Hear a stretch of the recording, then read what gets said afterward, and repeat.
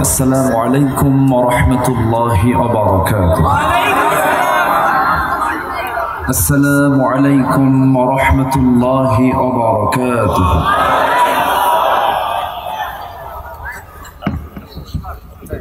إن الحمد لله الأكرم الذي خلق الإنسان وكرم وعلمه من البيان ما لم يعلم،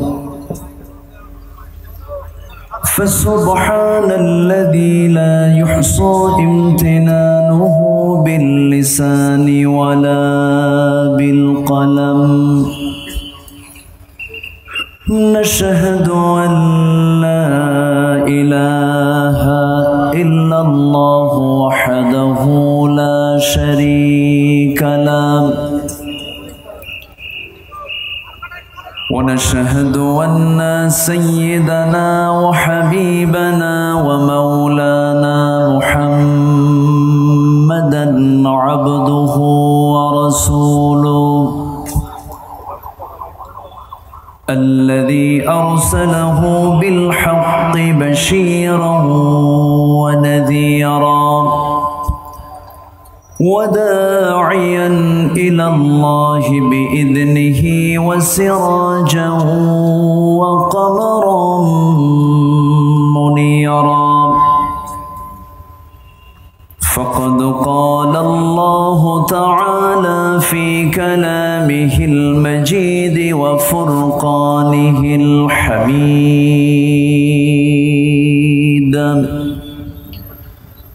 أعوذ بالله من الشيطان الرجيم. بسم الله الرحمن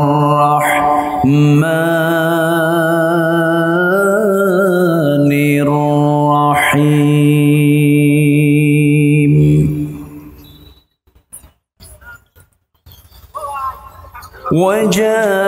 وجاهدوا في الله حق جهاده هو اجتباكم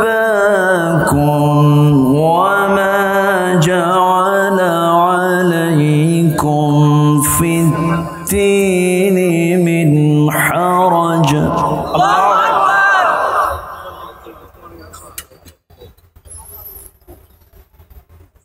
وما جعل عليكم في الدين من حرج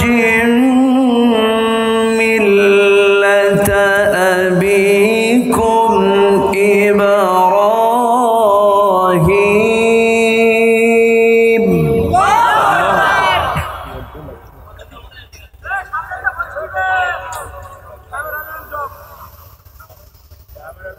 هو سماكم المسلمين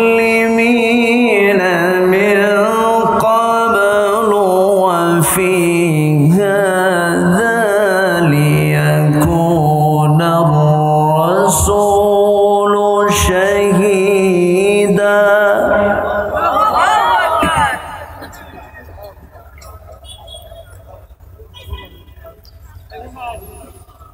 شهيدا عليكم وتكونوا شهداء على الناس.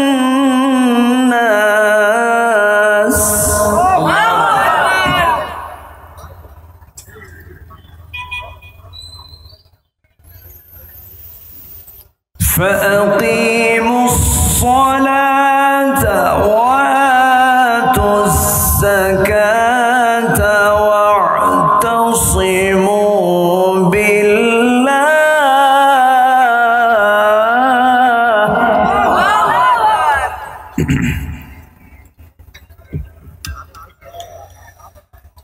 هو مولاكم فنعم المولى ونعم النصير.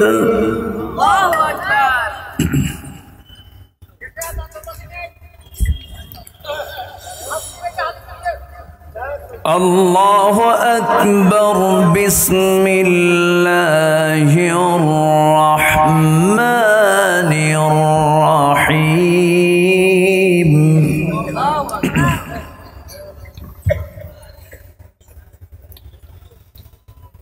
إن الله وملائكته يصلون على النبي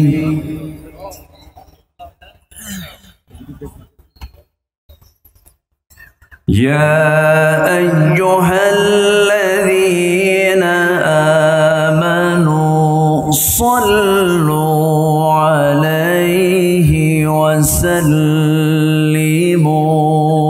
تسليما اللهم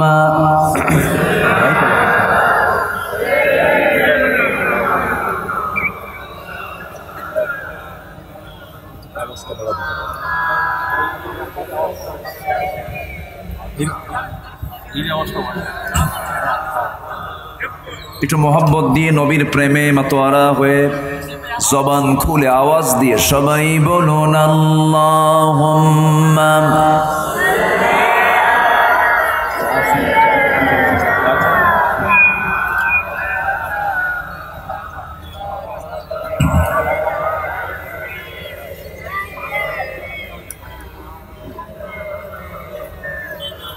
সবাই বলুন বালাগাল উলা বিকামালিহি কাশাফাত তুজা বিজামালিহি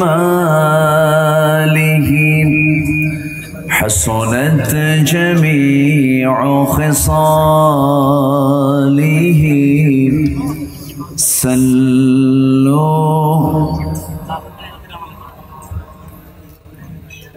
سورة يوسف بدار حكمة لقمان ما قارئ قرآن باري يهدي لساد مان ما بلغ العلا بكماله كشف التجى بجماله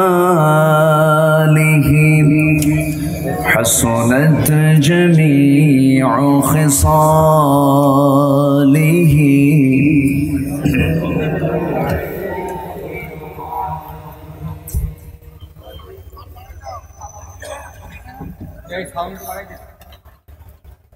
প্রাকৃতিক সৌন্দর্যের অপরূপ লীলাভূমি দেশের দক্ষিণ পশ্চিমাঞ্চলের সুন্দরবন লাগোয়া সীমান্তবর্তী জেলা সাতক্ষীরার সদর উপজেলার মাধবকাঠি এলাকার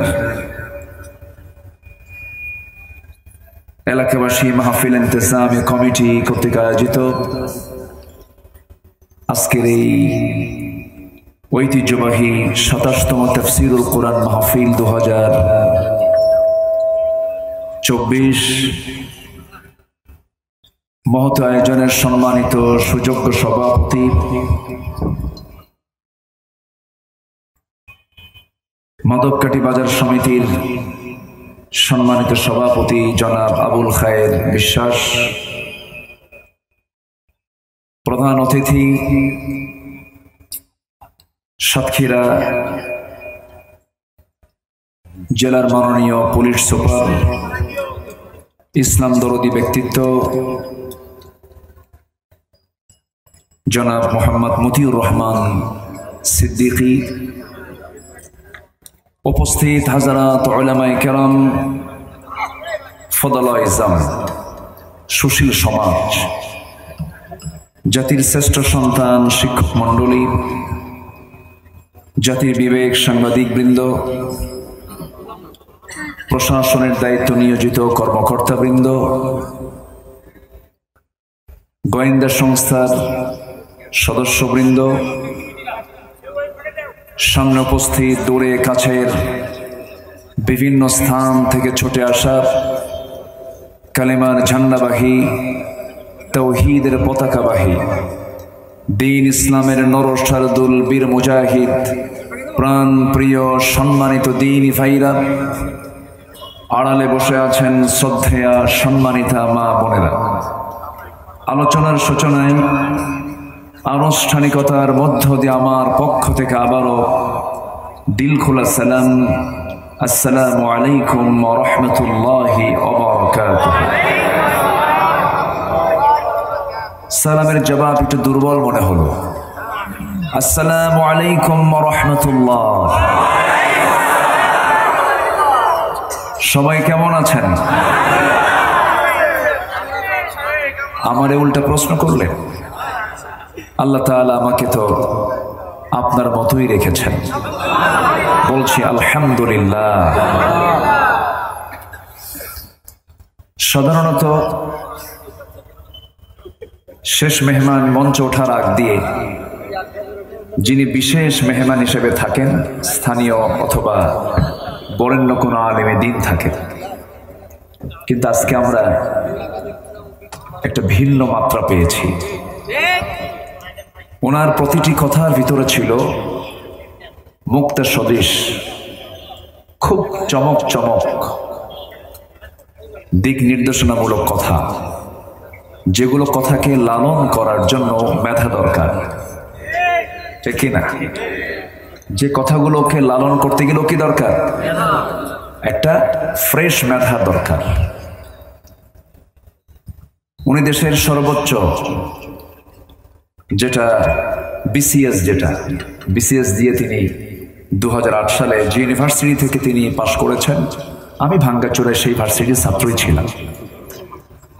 ভাঙ্গাচোরা কিছু পড়াশোনা করেছি। তো ওনার প্রত্যেকটা কথায় আমার কাছে মনে হচ্ছিল যে খুবই গুরুত্বপূর্ণ কথা তিনি উপস্থাপন করছেন। আমরা হাজার দিন হাজারবার কথা বললে যতটুকু উপকার হবে, এমন করে প্রত্যেকটা লেভেল থেকে প্রত্যেকটা দামি চেয়ারওয়ালা মানুষগুলো যদি এমন করে কথা বলে, দেশ আপনা আপনি ভালো হয়ে যাবে, ঠিক কিনা? তো এখানে আমি কিছু কথা, অনেকে বলছেন বলা যাবে না, কথা একজনকে বলতে দিতে হবে, তাই না?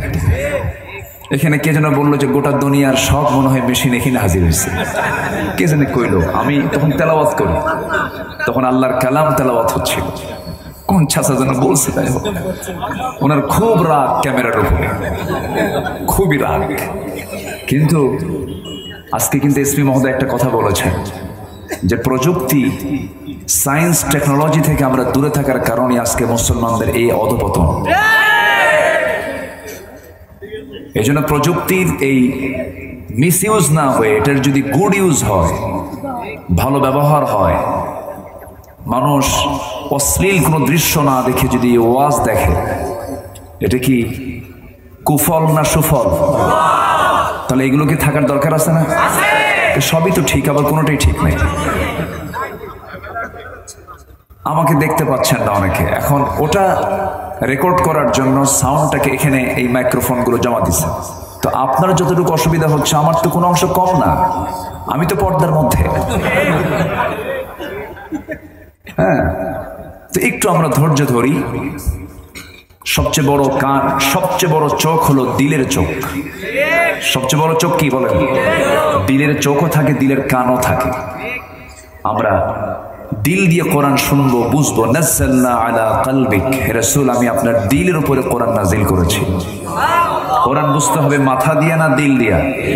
দিল দিয়া। একটু দিলের চোখটা খোলা রাখলে আর কিচ্ছু লাগবে না। সবাই থাকেন। আমি এসপি মহোদয়ের ওই কথা শুনেই কথা বলতে চাই। উনি বললেন যে আমি তার গরম গরম কথা বলতে পারি না, জিহাদি কথাও বলতে পারি না।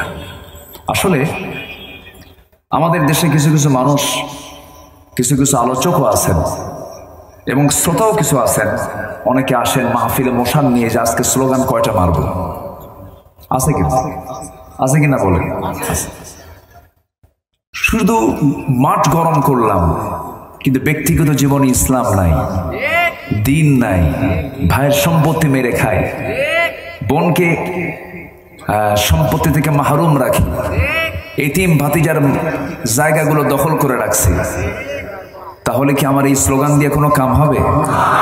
আসতে বলবেন না, কাম হবে? হবে না। আগে নিজের জীবনটাকে আগে সাজাতে হবে ইসলাম দিয়ে। কি দিয়ে সাজাতে হবে বলেন তো? ইসলাম দিয়ে। এরপর আপনি সমাজের দিকে তাকাতে পারবেন। কু আনফুসাকুম ওয়া আহলিকুম নার। উনি যতগুলো কথা বলতেছিলেন, খেলে আমার মনে হচ্ছিল যে একটা করে আয়াত বললি তো ওয়াজ হয়ে যেত। প্রত্যেকটা আয়াতের তিনি অর্থ বলছিলেন। খুব সুন্দর কথা, আমারও মেমোরাইজ হয়ে থাকলো তার কথাগুলো। খুব সুন্দর উপস্থাপনা তার। আসলে মানিকগঞ্জের তিনি মানিকই বলা চলে। বলি আলহামদুলিল্লাহ। আসো আমরা মূল আলোচনার দিকে আস্তে আস্তে যাব। সেখান থেকে আমি কথা বলতে চাই যেখান থেকে আমি তেলাওয়াত দিয়ে শুরু করেছি। সামনের একটি মাস আমরা পাচ্ছি, জিলকদ, এরপরে কি জিলহজ। আমার ভাইজান হজের উপরে কিছু কথা বলেছেন। আমি আজকে যে সূরা থেকে তেলাওয়াত দিয়ে শুরু করেছি সেই সূরার শেষ আয়াত, সেই সূরাটার নাম হলো সূরাতুল হজ।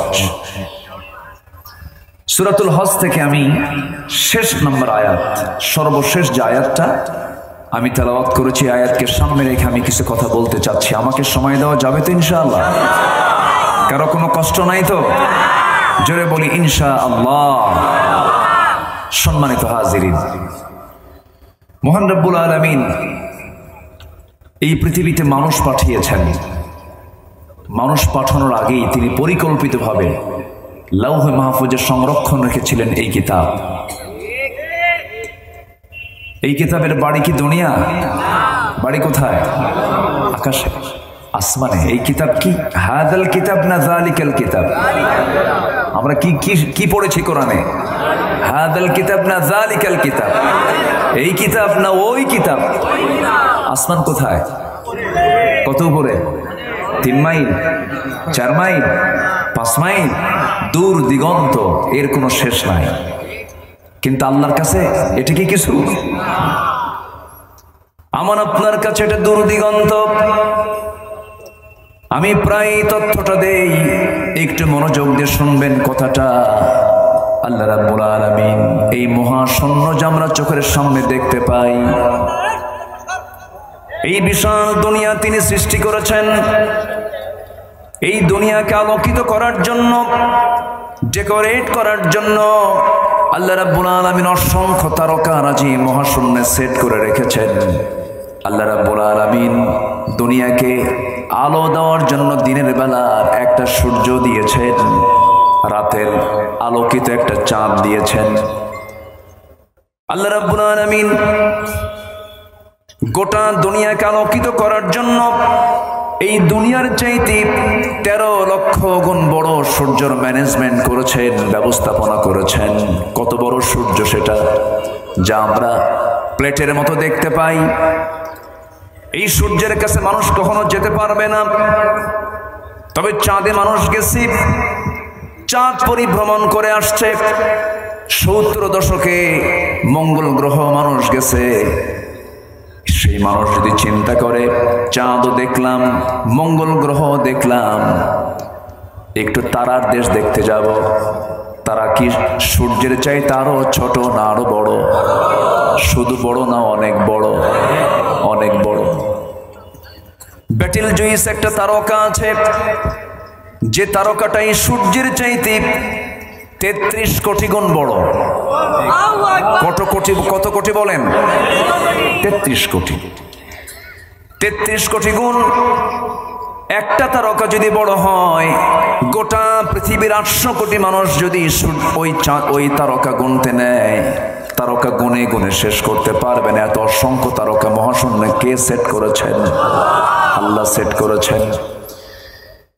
পৃথিবীর সবচেয়ে নিকটবর্তী তারকার নাম হলো প্রক্সিমা সেন্ট্রাই। প্রক্সিমা সেন্ট্রাই নামক সেই পৃথিবীর সবচেয়ে নিকটবর্তী তারকার দেশে যদি কেউ যেতে চায়, এই জাগতিক জীবনের কোনো কপ্টার বিমান দিয়ে গেলে হবে না, নভোযান লাগবে তার জন্য। লেটেস্ট একটা নভোযান আছে, তার নাম হলো অ্যাপোলো 11।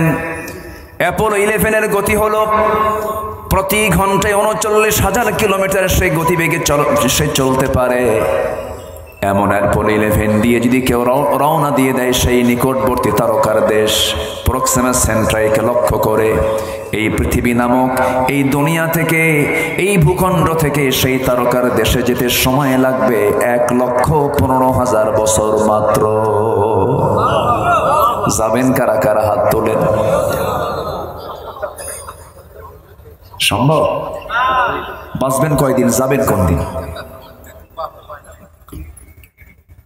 আমার বন্ধুগণ, এই কোরআন তো দুনিয়ার কোনো ব্যক্তির রচিত নয়। এই কোরআন নাজিল হয়েছে আসমান থেকে, সেই প্রথম আসমানও কিন্তু নয়। আল্লাহ রাব্বুল আলামিন বলেন, বাল হুয়া কুরআনুম মাজিদুন ফি লাওহিম মাহফুজ। জোরে বলুন আল্লাহু আকবার। এটি হলো মর্যাদা সম্পন্ন একটি কিতাব, যার অ্যাড্রেসটা হলো লাওহে মাহফুজ। কোন সময় নাজিল হয়েছে, কোন মাসে নাজিল হয়েছে তাও জানিয়ে দিয়েছেন। ইন্না আনজালনাহু ফি লাইলাতিন মুবারাকাহ। কোন মাসে নাজিল করেছেন? শাহরু রমাদানাল্লাযী উনজিলা ফীহিল কুরআন হুদাল লিন্নাসি ওয়া বায়িনাতিন মিনাল হুদা ওয়াল ফুরকান। জোরে বলুন আল্লাহু আকবার। রমজান মাসে নাজিল করেছেন, কদরের রাত্রিতে নাজিল করেছেন। 23 বছরে নবীর উপরে এই 30 পারা কোরআন নাজিল করেছেন। সেই যুগে, যে যুগের মানুষ কাবা ঘরের মধ্যে পর্যন্ত 360টা মূর্তি তুলেছিল। 360টা মূর্তি কাবা ঘরের মধ্যে পর্যন্ত তুলেছিল ওই পৌত্তলিকরা। কাবা ঘরকে সামনে রেখে হাজিরা যেমন, মুতামিররা যেমন ইহরামের কাপড় পরে তারা যেমন তোয়াফ করে, সেই তোয়াফের সিস্টেমটা তারা এমন উল্টা করেছিল যে তারা উলঙ্গ হয়ে আল্লাহর ঘরের সামনে তারা তোয়াফ করত। অজ্ঞতার, বর্বরতার চূড়ান্ত লেভেলে একটা পৌঁছে যাওয়া জাতিকে, শততা বিভক্ত একটা জাতিকে, উচ্ছৃঙ্খল একটা জাতিকে, ভাঙ্গা মাটির একটা পাতিলকে কেন্দ্র করে যারা যুদ্ধের পরে যুদ্ধ লেগে রাখত, সেই শততা বিভক্ত জাতিকে এক সুতার কাঠিতে আবদ্ধ করেছেন, একটা সভ্য জাতিতে পরিণত করেছেন। আবু বকরের মতো মানুষ, ওমরের মতো মানুষ, ওসমানের মতো মানুষ, আলীর মতো মানুষ তিনি তৈরি করেছেন। তারা নিজের চিন্তা দিয়া না কোরআন দিয়া। বলেন কি দিয়া? কোরআন দিয়া। সেই কোরআন আজও আছে না নাই? আছে। কোরআনকে মানবো আমরা আংশিক না পুরোপুরি? আজ তুলবেন আংশিক না পুরোপুরি? কিন্তু প্রশ্ন এখানেই, সেটা হলো কোরআনকে শুধু ব্যক্তিগত জীবনে মানলে হবে না। এখানে আমাদের প্রশ্ন। রাসূলকে শুধু ব্যক্তিগত জীবনের আদর্শ মানলে হবে না। যাদের কাছে রাসূল শুধু ব্যক্তিগত জীবনের আদর্শ, রাষ্ট্রীয় জীবনের আদর্শ নয়, তারা হচ্ছে ভণ্ড, তারা হচ্ছে প্রতারক। এখানেই তো কথা। এখানে কথা আছে না নাই বলেন তো? হ্যাঁ, কি আমি কি আলোচনা চালিয়ে যাব? উচিত কথায় বন্ধু বেজার, গরম ভাতে এলাকায় নাই মনে হয় এটা কথা। উচিত কথায় বন্ধু বেজার, গরম ভাতে বিলাই বেজার, একটা কথা আছে আমার এলাকায়। বিড়াল, বিড়াল, আচ্ছা, বিড়ালকে কিছু কিছু এলাকায় বিলাই কয়, ঢাকাতে বিলাই কয়। তো যাই হোক, হক কথা সবার সহ্য হয় না। হক কথা কি সবার সহ্য হবে? হবে না।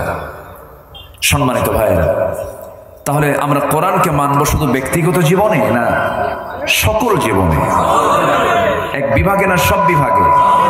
কোরআনকে সব বিভাগের কথা বলতে পারে? কোরআনকে সব সমস্যার সমাধান দিতে পারে? পারে।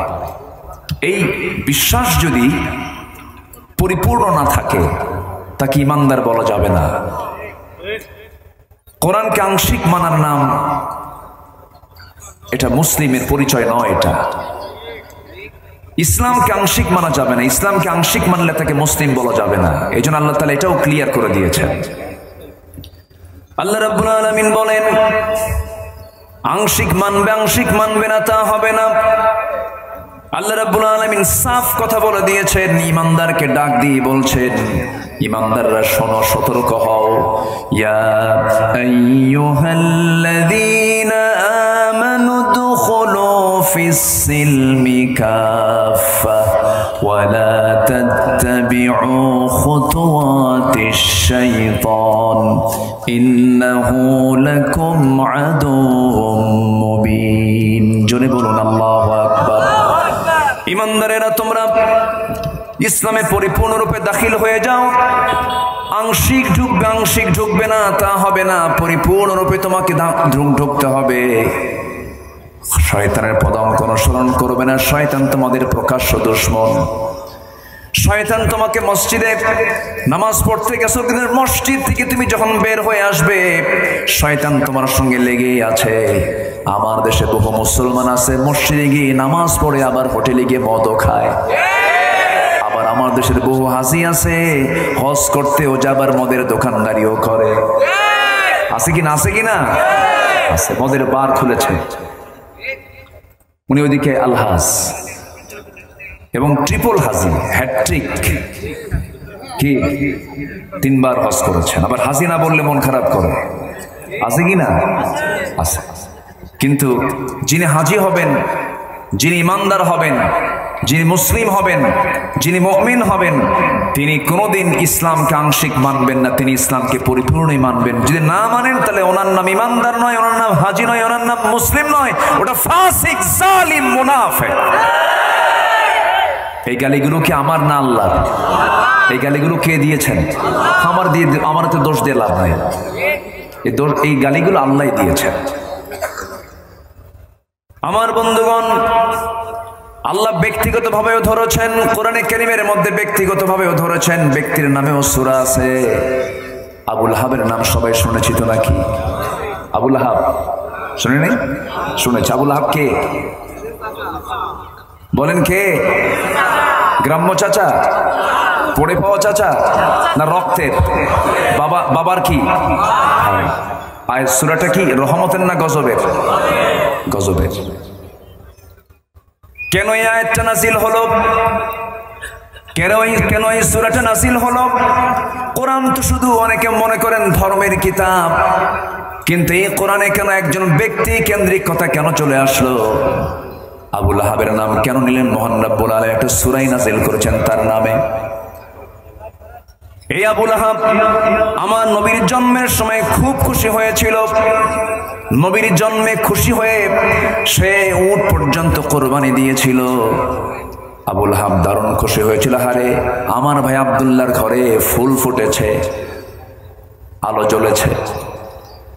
কিন্তু আমার নবীজি 40 বছর পর্যন্ত ভালোই ছিলেন। যখন তিনি নবুয়তের আলো নিয়ে যখন জাবেল নূর থেকে যখন কোরআন নামক নূরটা নিয়ে আসলেন, নবুয়ত নিয়ে যখন বাড়িতে হাজির হলেন, বাড়িতে হাজির হওয়ার সঙ্গে সঙ্গে সবচেয়ে সবার আগে প্রতিবাদ করেছে যে ব্যক্তি, তার নাম কি? আবুল আহাব। আবুল আহাব কয় মুহাম্মদ নিপাত যাক। আল্লাহ কয় না, তাব্বাত ইয়াদা আবিল লাহাবি ওয়া তাব, আবুল আহাব নিপাত যাক। তাহলে যে রাসূলকে গালি দিলে আল্লাহ তার নাম ধরে গালি দেন। আজকেও যারা রাসূলের আদর্শ নিয়ে কথা বলবে, কোরআনের বিরুদ্ধে যারা কথা বলবে, আমরা তাদের নাম ধরেই গালি দেব। এটা আল্লাহর স্টাইল। এটা কার স্টাইল? আল্লাহর স্টাইল। আল্লাহ নিজে গালি দিয়েছেন। সম্মানিত ভাইয়েরা, আবুল আহাব আমার নবীর আপন চাচা হওয়ার পরও কোনো কাম হবে না, কারণ তার মধ্যে কি নাই? আসতে বলবেন না, কি নাই?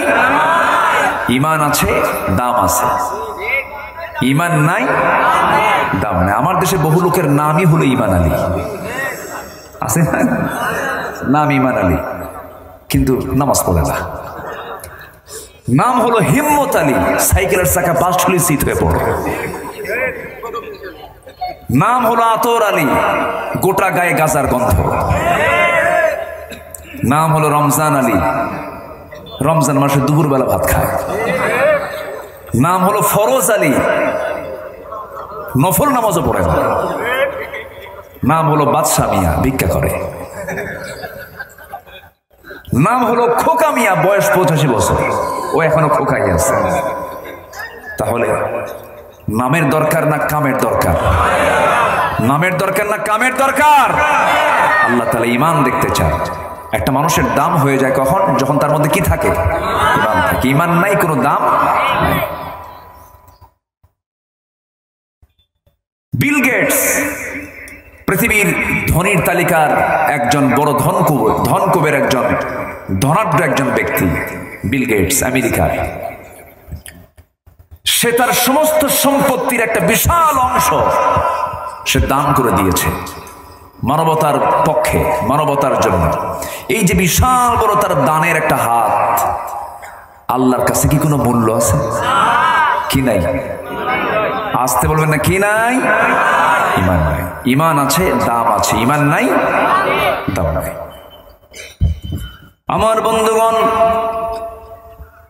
এই জন্য আমি আপনাদের কি শুরুতেই যে আহ্বানটা করব, হিন্দুর ছেলে হিন্দু হতে পারে, বৌদ্ধর ছেলে বৌদ্ধ হতে পারে, খ্রিস্টানের ছেলে খ্রিস্টান হতে পারে, এরপরে অন্যান্য ধর্মের পিতা থেকে সন্তান ওই ধর্মের অনুসারী হতে পারে, কিন্তু মুসলমানের সন্তান মুসলমান হতে পারে না যদি তার মধ্যে ইসলাম না থাকে। ইসলাম তার মধ্যে শর্ত হলো থাকতে হবে। এসপি সাহেবের একটা কথা আমার খুব ভালো লেগেছে। তিনি বলেছেন, মুসলমানের ঘরে জন্ম নিয়ে আমরা ইসলামটাকে পাইছি, মুসলমান হয়েছি। আমরা মুসলমান হই নাই, আমরা মুসলমানিত্ব পেয়েছি বাবার কাছ থেকে। কিন্তু যারা মুসলমান হয়েছেন, বাবা মুসলমান ছিল না, তারাই বোঝে ইসলামটা কি। একটা কথা বলছেন না উনি, খুব দামি কথা। কিন্তু আমরা ঈমান তো আনি না, আমরা ঈমান পাইছি। আর আবু বকর ইবনে কুহাফা ঈমান ছিল না, কুহাফার ছেলে আবু বকর ঈমান পাইছেন না, ঈমান এনেছেন। খাত্তাবের ছেলে ওমর রাদিয়াল্লাহু আনহু ঈমান পেয়েছেন না, ঈমান এনেছেন। উসমান ইবনে আফফানের ছেলে ওসমান, তিনি ঈমান এনেছেন না, ঈমান পেয়েছেন। আলী ইবনে আবি তালিব, আবু তালেবের ছেলে আলী, ঈমান এনেছেন না, ঈমান পেয়েছেন? এনেছেন। তাহলে ঈমান আমরা আনছি না পাইছি? পাইছি। ঈমানকে আনতে হবে না নাকি? আসতে হয় না? রাগ করতেছেন আপনারা? হুজুর আপনি কি ফতোয়া দেওয়া শুরু করলেন? রাগ করতেছেন নাকি? আমরা ঈমান ভালো করে আনবো। আল্লাহ এক জায়গায় নিজেও বলছেন, ইয়া আইয়ুহাল্লাযীনা আমানু আমিনু। আছে না? তোমার ভালো করে ঈমান আনো। ঈমানদারকে ডাক দিয়ে আবার ভালো করে ঈমান আনো। আমার বন্ধুগণ, কেন ভালো করে ঈমান আনো? ইউসবিহু মুমিনান ওয়া ইউমসি কাফিরান। আখিরি জামানায় এমন হয়ে যাবে, সকালবেলা ঈমানদার ঈমান থাকবে, বিকালবেলা সে কাফের হয়ে যাবে। সামান্য স্বার্থের জন্য ঈমানটা বিক্রি করে ফেলবে, আমানতদারিতা নষ্ট করে ফেলবে, ধ্বংস করে ফেলবে তার ঈমানটাকে। সে নিজেও বুঝবে না তার ঈমানটা কখন তার বিক্রি হয়ে গেছে। এই জন্য আমার বন্ধুগণ, আল্লাহ রাব্বুল আলামিন সেই জন্য বান্দাকে আরেক জায়গায় সুন্দর করে ডাক দিয়ে বলছেন, ইয়া আইয়ুহাল্লাযীনা আমানুত্তাকুল্লাহা হাক্কা তুকাতিহি ওয়া লা তামুতুন্না ইল্লা ওয়া আনতুম মুসলিমুন। জোরে বলুন আল্লাহু আকবার। ঈমানদারেরা, তোমরা আমি আল্লাহ আমাকে যথাযথভাবে ভয় করো, যেমন করে ভয় করা উচিত তেমন করে ভয় করো। এরপর আল্লাহ রাব্বুল আলামিন বলছেন, কখনো মৃত্যুবরণ করো না, কখনো তুমি মৃত্যুবরণ করো না যতক্ষণ না তুমি ভালো করে মুসলমান হতে না পেরেছো। ইল্লা ওয়া আনতুম মুসলিমুন। মুসলমান তোমাকে ভালোভাবে হতে হবে, মুমিন তোমাকে ভালোভাবে হতে হবে। এমন একটা অপরাধ আছে যে অপরাধ করলে পরে রাসূল কত শক্ত কথা বলে দিয়েছেন। রাসূল বলেছেন যে অপরাধটা করলে পরে সেই বান্দা ঈমানকে, দ্বীনকে সে ধ্বংস করে ফেললো। এই হাদিসটা যখন আমি পড়ি আমার কাছে দারুণ ভয় লাগে। আমি একটা প্রশ্ন করবো আপনাদেরকে, এই হাদিস বলার পরে রাসূল বলেছেন as-salatu imaduddin faqad aqamaha faqad aqama ad-din wa man tarakaha faqad hadama ad-din। রাসূল বলেছেন দ্বীনের স্তম্ভ হলো সালাত, দ্বীনের খুঁটি হলো নামাজ। যে নামাজটা কায়েম করলো সে দ্বীনকে কায়েম করলো, আর যে নামাজটা ছেড়ে দিল সে যেন দ্বীনকে ধ্বংস করে ফেললো। এখন আপনি বলেন আমার দেশের অধিকাংশ মুসলমান দ্বীন প্রতিষ্ঠার কাজে আছে না দ্বীন ধ্বংসের কাজে আছে? এটা কি আমার কথা? বলেছেন মুহাম্মদ সাল্লাল্লাহু আলাইহি ওয়াসাল্লাম। রাসূল বলেছেন যে নামাজটা পড়লো, যে নামাজ কায়েম করলো সে দ্বীনকে কায়েম করলো। যে ওমান তারাকাহা, যে ব্যক্তি নামাজকে ছেড়ে দিল, ফাকাদ হাদামাদ দ্বীন, সেজন্য তার আল্লাহর দ্বীনকে যেন সে নিজ হাতে ধ্বংস করে ফেললো। যেরকম নাউযুবিল্লাহ। তাহলে আমার দেশের অধিকাংশ মুসলমান দ্বীন প্রতিষ্ঠার কাতারে আছে না দ্বীন ধ্বংসের কাতারে আছে? নামাজি বেশি না বেনামাজি বেশি? বেনামাজি বেশি। নামাজ তো পড়েই না, আবার কয় হুজুর নামাজ তো নাই, ঈমান কি নাই? আছে না এরকম? আছে না? মানে ঈমান আছে না নাই? এখন তো এই প্রশ্নের উত্তর দিতে গেলে তো আবার জটিল। কোন ফতোয়া দিতে গিয়ে আবার কোথায় কোন কাফের কে বানায় ফেলে। আমার দেশে তো কাফেরের ডিলারও আছে, আছে কিনা বলেন? ও কাফের, ও কাফের, ও কাফের, আছে না নাই বলেন? আছে। সম্মানিত ভাইয়েরা, দ্বীন ধ্বংস হয়ে যায় যে কাজে, যে ব্যক্তির দ্বারা, যে মুসলিমের দ্বারা মুসলমান পরিবারের জন্ম নিয়েছে, দ্বীন ধ্বংস হয়ে যাচ্ছে যে অপকর্মের দ্বারা, সেই নামাজের জন্য আমাদের কি প্রচেষ্টা আছে ভাই? সে নামাজের জন্য আমাদের কি মুজাহাদাটা আছে আমাদের? আমার দেশে এই মুহূর্তে এখন মসজিদের সংখ্যা বেশি না মুসল্লির সংখ্যা বেশি? বলেন। মসজিদই তো বেশি। এমন মসজিদ আছে ফজরের মুসল্লি হলো আসল মুসল্লি,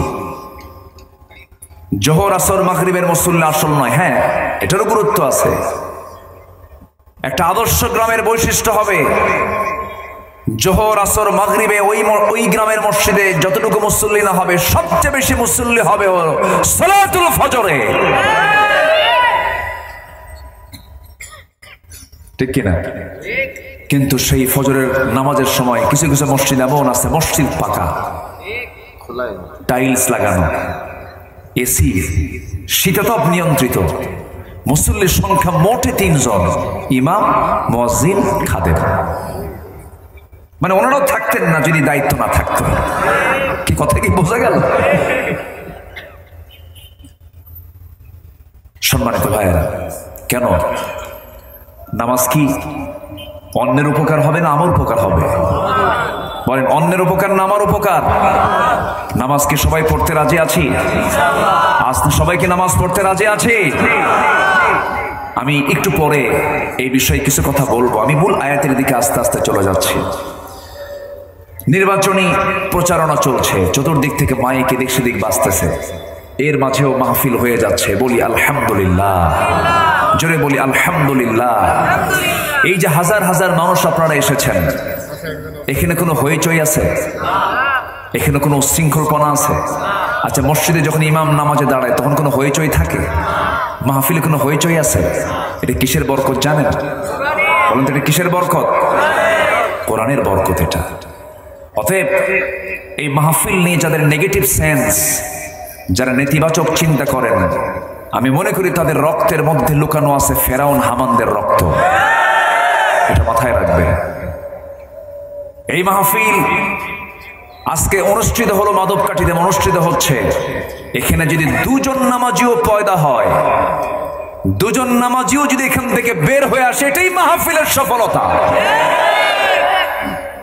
উপকার আছে না নাই? বলেন, উপকার আছে না নাই?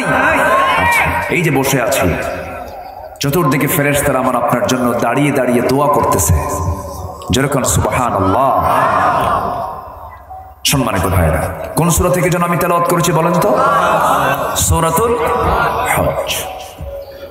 আল্লাহ রাব্বুল আলামিন সূরাতুল হজের শেষ রুকুতে, শেষ আয়াতে আল্লাহ রাব্বুল আলামিন ওয়া দিয়ে শুরু করেছেন। ওয়া মানে হলো এবং, মানে এর আগে একটা আয়াত আছে আল্লাহ রাব্বুল আলামিন আয়াতের শুরুতেই ঈমানদারকে লক্ষ্য করে বলছেন, ইয়া আইয়ুহাল্লাযীনা আমানুরকাউ ওয়াসজুদু ওয়া'বুদু রাব্বাকুম ওয়াফআলুল খায়রা লা'আল্লাকুম তুফলিহুন। জোরে বলুন আল্লাহু আকবার। ও বিলিভার্স, ও বিশ্বাসীরা, যারা আমাকে বিশ্বাস করো, আমার রাসূলকে বিশ্বাস করো, কিতাবকে বিশ্বাস করো, ফেরেশতাকে বিশ্বাস করো, তাকদীরকে বিশ্বাস করো, জান্নাতকে বিশ্বাস করো, জাহান্নামকে বিশ্বাস করো, কিয়ামতকে বিশ্বাস করো, মহাপ্রলয়কে যারা বিশ্বাস করো, তাদেরকে ডাক দিয়ে বলছেন, তোমরা রুকু কারোর সামনে করবে না, রুকু করবে কার সামনে? রুকুটা হলো দাঁড়িয়ে থাকা এবং সেজদার মাঝে যে কাজ, সেই কাজের নাম কি বলেন? রুকু। মাথা নিচু করে রুকুতে গিয়ে তাসবিহ তুমি পড়বে, আল্লাহর সামনে তুমি রুকুটা করবে। রুকুর মতো হয়ে যায় এমন কোন কাজ তুমি কারোর সামনে করবে না। রুকুর মতো আচরণ করে এমন কিছু লোক দুনিয়াতে আছে না নাই বলেন? হয়তো কোন একটা হল রুমের মধ্যে ঢুকছে, কোন একটা অডিটোরিয়ামে ঢুকে যাচ্ছে, কোনো ব্যক্তির সামনে কোনো কথা বলতে নিয়ে মাথা নিচু করে, আছে না নাই? আসতে বলবেন না, আছে না নাই? মাথা একটু নিচু হলেই সেটা রুকুর হাল হয়ে যায়। এমন রুকুর হালে কোনো কাজ করা হচ্ছে শিরকের কাজ। একমাত্র রুকু করতে হবে কার জন্য বলেন? আসতে বলবেন না, কার জন্য? আল্লাহর জন্য। আমার নবীজি কোন ব্যক্তির দ্বারা, কোন সাহাবীর দ্বারা রুকুর হালতে এসে রাসূলকে সম্মান জানিয়েছে এমন একটা হাদিস আমরা দেখতে পাই না। আমার নবীজির কদম মোবারকে কে চুমু খেয়েছে, সেজদা দিয়েছে, এমন কোন হাদিস আমরা পাই না। এই পৃথিবীর সবচেয়ে সম্মানজনক কদম যদি কারো থাকে, আমার নবীর কদমই তো আছে, ঠিক কিনা বলেন? আমার নবীর কদমের চাইতে বড় কদম আর কার হতে পারে?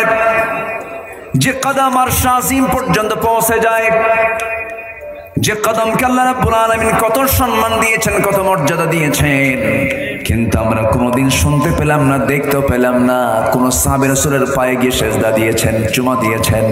কিন্তু আমার দেশের বহু ভণ্ড দরবার আছে, যে সমস্ত দরবারে মুরিদরা গিয়ে ওই ভণ্ড দরবেশ নামের শয়তানদের কদমে গিয়ে চুমা খায়। আসতে বলবেন না, আছে না নাই? আচ্ছা, এটা কি ইমানদারের কাজ না মুশরিকের কাজ? ইমানদারের কাজ না মুশরিকের কাজ? মুশরিকের কাজ। ইমানদার এমন কাজ করতে পারে না।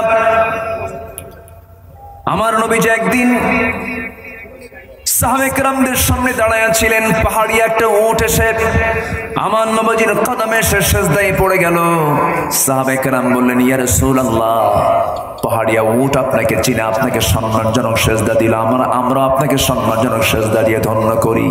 রাসূল বললেন, না রে না সাহাবীরা, এই পৃথিবীতে বান্দা বান্দাকে কখনো সেজদা দিতে পারে না। বান্দা সেজদা দেবে একমাত্র কার সামনে? আল্লাহর সামনে। আমার নবীজির জুতা কেউ টানতে পারতো না সহজে।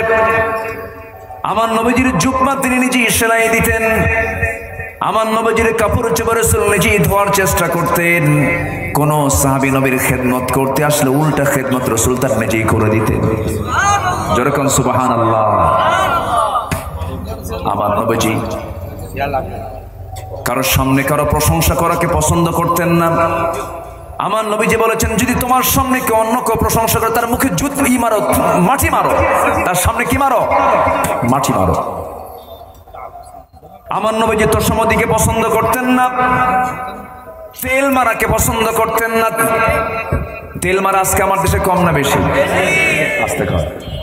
তেল মারা কম না বেশি? বেশি। আমার দেশে তেলই তো মারবে, কারণ আমার দেশে তার আপেল গাছ নাই যে দুই একটা নিউটন তৈরি হবে। আপেল কেন নিচে পড়লো, উপরে কেন উঠলো না, এই চিন্তা করতে করতেই নিউটন কি বানায় ফেলছে? মাধ্যাকর্ষণ শক্তি তিনি আবিষ্কার করে ফেললেন। এখন আমার দেশে তার এই আপেল গাছ নাই, আছে হলো সরিষার তেল, খালি তেল মারে। মুখের সামনে হক কথা বলবেন, সত্যকে আড়াল করবেন না, সোজা কথা বলবেন, আপনার জান্নাত ওই সোজা পথে আল্লাহ তাআলা দিয়ে দিবেন। সোজা কথা। ইত্তাকুল্লাহ ওয়া কুলু কাওলান সাদীদা ইউসলিহ লাকুম আ'মালাকুম ওয়া ইয়াগফির লাকুম যুনুবাকুম।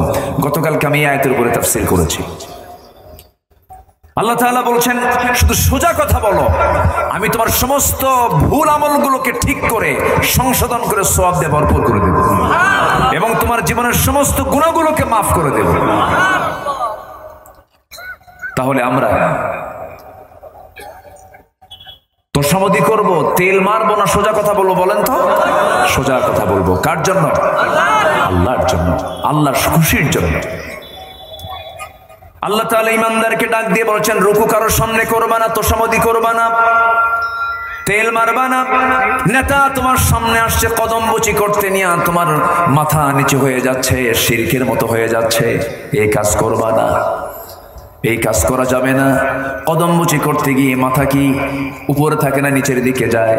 নিচের দিকে যায়। দামা ইউরবিক ওয়াইলা মা লা ইউরবিক, সেই কাজ ছেড়ে দাও যেটা তোমাকে সন্দেহের দিকে নিয়ে যায়। তোমার শিরকের সম্ভাবনা আছে, এমন কোনো কাজ তোমার করা যাবে না। আমার বন্ধুগণ, আল্লাহ তাআলার হক একমাত্র রুকু তার জন্য, সেজদা তার জন্য। যদি কোনো বান্দা আল্লাহ ছাড়া, একমাত্র আল্লাহকে সেজদা দেওয়া ছাড়া, রুকু করা ছাড়া অন্য কাউকে যদি রুকু দেয়, সেজদা দেয়, আল্লাহ রাব্বুল আলামিন শক্ত কথা বলছেন, ওয়া মান ইউশরিক বিল্লাহি ফাকাদ হারামাল্লাহু আলাইহিল জান্নাহ, যে ব্যক্তি শিরিক করবে তার জন্য জান্নাতটা বাজেয়াপ্ত হয়ে যাবে। নাউযুবিল্লাহ।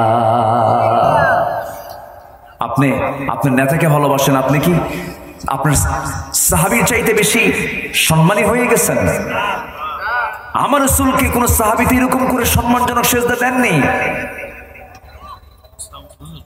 পৃথিবীতে যদি কোনো সেজদার হুকুম থাকতো, জি, পৃথিবীতে যদি কোনো সেজদার হুকুম থাকতো, তাহলে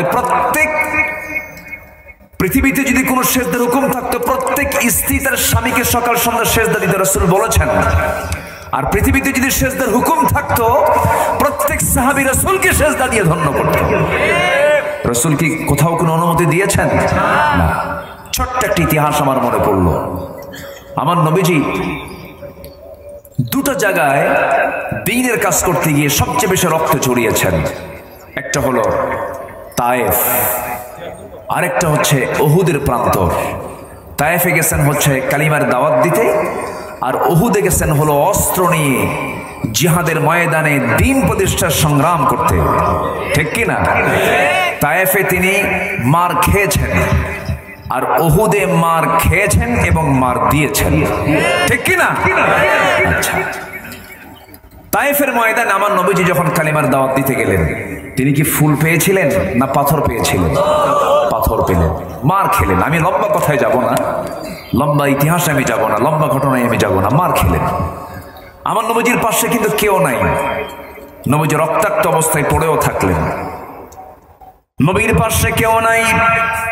সিরাত ইবনে হিশামের ভিতরে এসেছে, আমার নবীজি সেই তায়েফের ময়দানে কালিমার দাওয়াত দিতে গিয়ে এক রাত নয়, দু রাত নয়, 3 দিন 3 রাত না খাওয়া ছিলেন। পেটের মধ্যে পানিও যায় নাই, কোনো দানাও যায় নাই। ক্ষুধার্ত অবস্থা আমার নবীজি।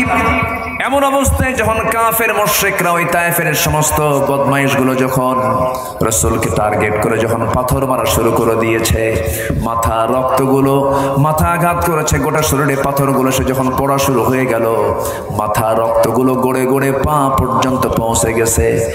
জুতার তলার সাথে পায়ের তলার জমাট বেঁধে গেছে। নবীজি বেহুশ হয়ে জমিনে পড়ে গেছেন। আমার নবীজির যখন হুঁশ ফিরেছে, আমার নবীজি বারবার পিছনের দিকে তাকায় দেখেন ওরা আছে নাকি। সবাই ভেবেছে মনে হয় মুহাম্মদ বিন আব্দুল্লাহ দুনিয়া থেকে বিদায় নিয়েছে, মনে হয় বেঁচে নাই। আমার নবীজি সঙ্গে সঙ্গে পিছনের দিকে তাকায় যখন নিশ্চিত হলেন, পিছনের দিকে তাকায় যখন নিশ্চিত হলেন ওরা সব চলে গেছে, রাসূল সেই সময় করলেন কি একটা দৌড় মারলেন, আত্মরক্ষার্থে দৌড়টা মারলেন, কিন্তু গায়ে কোনো শক্তি নাই, খাবার নাই, পানি নাই। দৌড় মেরে যখন সামনের দিকে যেতে লাগলেন, আর পারছেন না। সামনে একটা আঙ্গুর বাগান দেখলেন। আঙ্গুর বাগান দেখার মাত্র তিনি ভিতরে ঢুকে গেলেন সেফটির জন্য। ঢোকা মাত্র আর শক্তি পাচ্ছেন না, তিনি মাথাটা চক্কর মেরে তিনি চিত হয়ে পড়ে গেছেন। নবীর পাশে সেই সময় কেউ নাই।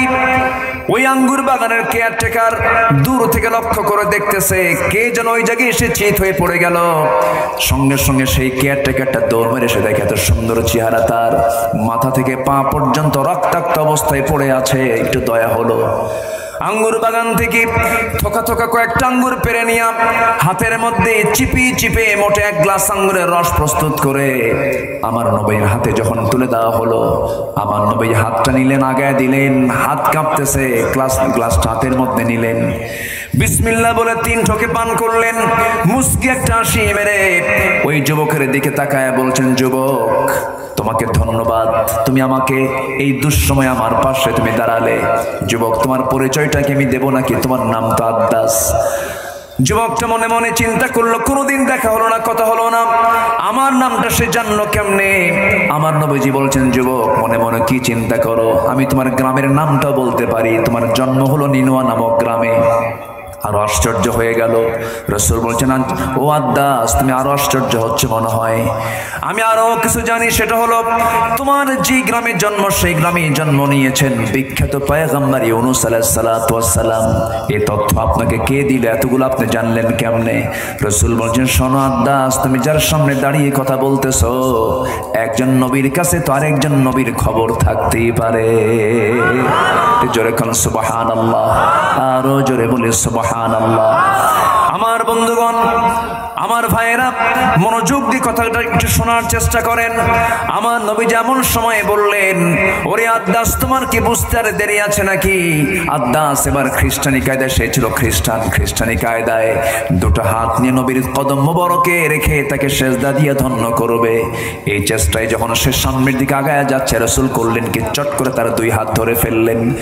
2 হাত ধরে ফেলে বুকের সঙ্গে বুক লাগায় দিয়া বলছেন, আদ্দাস তুমিও বান্দা আমিও বান্দা, ইন্নামা আনা বাশারুম মিসলুকুম ইউহা ইলাইয়া আন্নামা ইলাহুকুম ইলাহু ওয়াহিদ।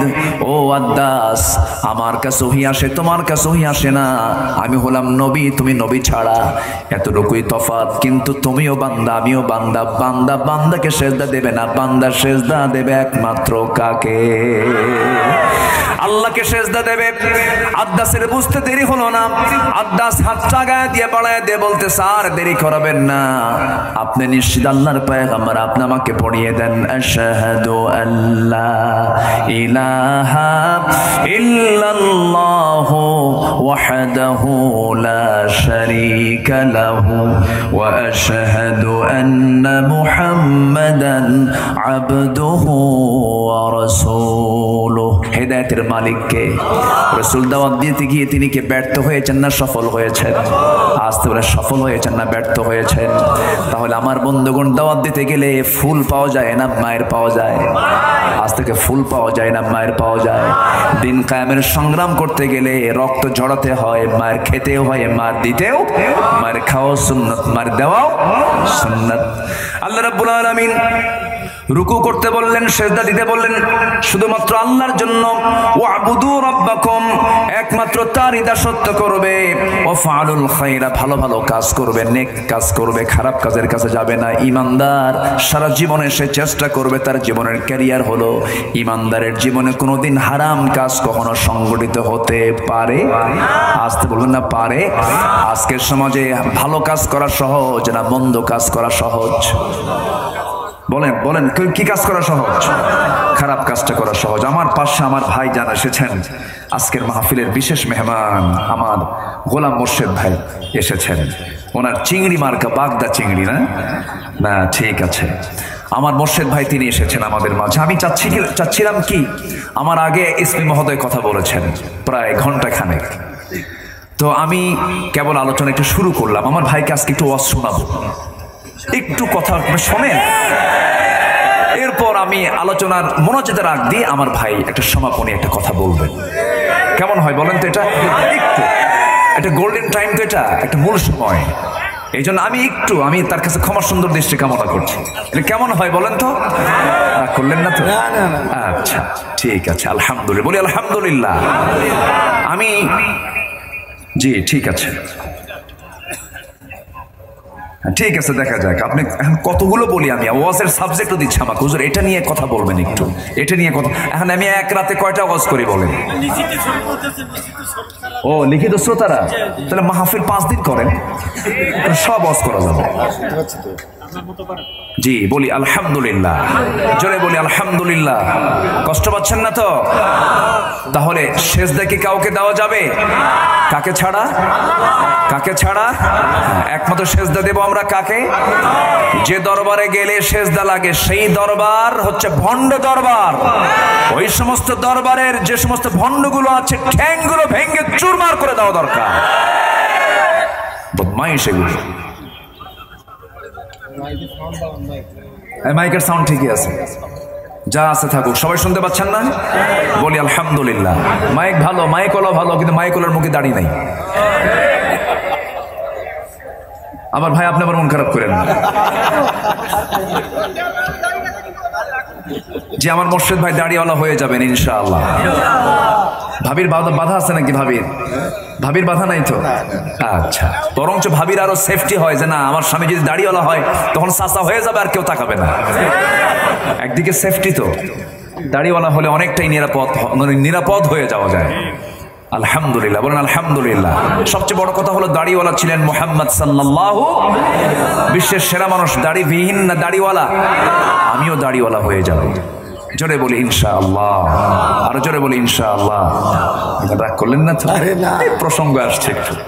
জি সম্মানিত ভাইয়েরা, তাহলে প্রথম আয়াতটা আমরা একটু শেষ করলাম, ভালো কাজ করবো লাআল্লাকুম তুফলিহুন, আশা করা যে সফল হবে। এখন আল্লাহ তাআলা বলছেন এবং جاهدوا في الله حق جهاده هو اجتباكم وما جعل عليكم في الدين من حرج ملة أبيكم إبراهيم هو سماكم المسلمين। অনেক লম্বা কথা, আমাকে সময় দিচ্ছেন তো? চাচা যাই কোথায়? এই চাচা, চাচা যান, কিছু কয় না, চাপচুপ লাগছে মনে হয়। তবে আমি আজকে খুবই খুশি যে আজকে আমাকে খুব আগে ভাগে উঠায় দিয়েছেন। আমি এতটাই খুশি হয়েছি কমিটির উপরে, দারুণ খুশি আমি। এই মাহফিল যেন একটা মডেল হয়ে যায় যে মেহমানকে আগে ভাগে উঠানো ভালো। ম্যাক্সিমাম মাহফিল আমার উঠায় দেয় কখন জানেন? 12টায় উঠায় দিয়ে বলে হুজুর আপনি এখন মানে পাগলা দেখেন। 12টায় তো পাগলাই হয়ে যায় মানুষ। ঘুম ধরলে কি আর মাথা ঠিক থাকে নাকি? খিদে নাকি আরো জ্বালা। যাক, খুব সুন্দর, বলি আলহামদুলিল্লাহ। এখন আল্লাহ তাআলা বলছেন তুমি জিহাদ করো। কার পথে? কি স্ট্যান্ড গান নিয়া, পাইপ গান নিয়া, শাটার গান নিয়া? ওয়াজাহিদু ফিল্লাহি হাক্কা জিহাদি, তুমি আল্লাহর পথে জিহাদ করার মতো করে জিহাদ করো। এখন জিহাদকে নিয়ে, জিহাদ এবং জঙ্গিবাদ, যেটা আমার এসপি মহোদয় বলে গেছেন, উনি সময় পাননি, ওনার আরো বহু কথা ছিল, উনি কিন্তু শর্ট করে বলছেন। উনি খুব প্রিপারেশন নিয়ে আজকে আসছিলেন আলোচনায়, অনেক সুন্দর সুন্দর কথাও তিনি বলেছেন। তো জিহাদ এবং জঙ্গিবাদ এক না ভিন্ন? এক না ভিন্ন? যোজন যোজন তফাৎ, আসমান জমিন তফাৎ। সম্মানিত ভাইয়েরা, একটা উদাহরণ আমি প্রায় দেই। শাশুড়ির কপালে ঘা হয়েছে। কপালে কি হয়েছে? ঘা। সে ঘা সারে না, জামাই নিয়ে গেছে ডাক্তারের কাছে। ডাক্তার মহাশয় বলে দিলেন যে আপনার শাশুড়ি আম্মাকে এই ঘা যদি সারাতে হয় এই অয়েন্টমেন্টটা দিলাম, মলমটা দিলাম, লাগায় দিবেন। আর কোনো ক্রমেই যেন মশা মাছি যেন এই ঘায়ে না লাগে। এই যদি লাগে তাহলে ইনফেকশন হবে, এটা সুস্থ মানে সে কখনো সুস্থ হতে পারবে না, আপনি একটু খেয়াল করবেন। তা শাশুড়িকে যত্ন করে তার বাড়িতে না পাঠায় নিজের বাড়িতে নিয়ে আসছে। মশা মাছি তো আর পড়া যাবে না। সে এখন শাশুড়ির পাশে বসে আছে, ওরা রড হাতে নিয়ে। কি হাতে নিয়ে বসে আছে? রড হাতে নিয়ে। কি তাড়াবে? মশার মাছি। তাহলে রড হাতে নিয়ে যদি মশা মাছি তাড়ায়, হঠাৎ করে পাশেই বসা শুয়ে আছে শাশুড়ি, একটা মাছি এসে যখন তার কপালে পড়ছে, বিসমিল্লাহ কয়া রড দিয়া চোখ বন্ধ কইরা মারছে কপালে বাড়ি।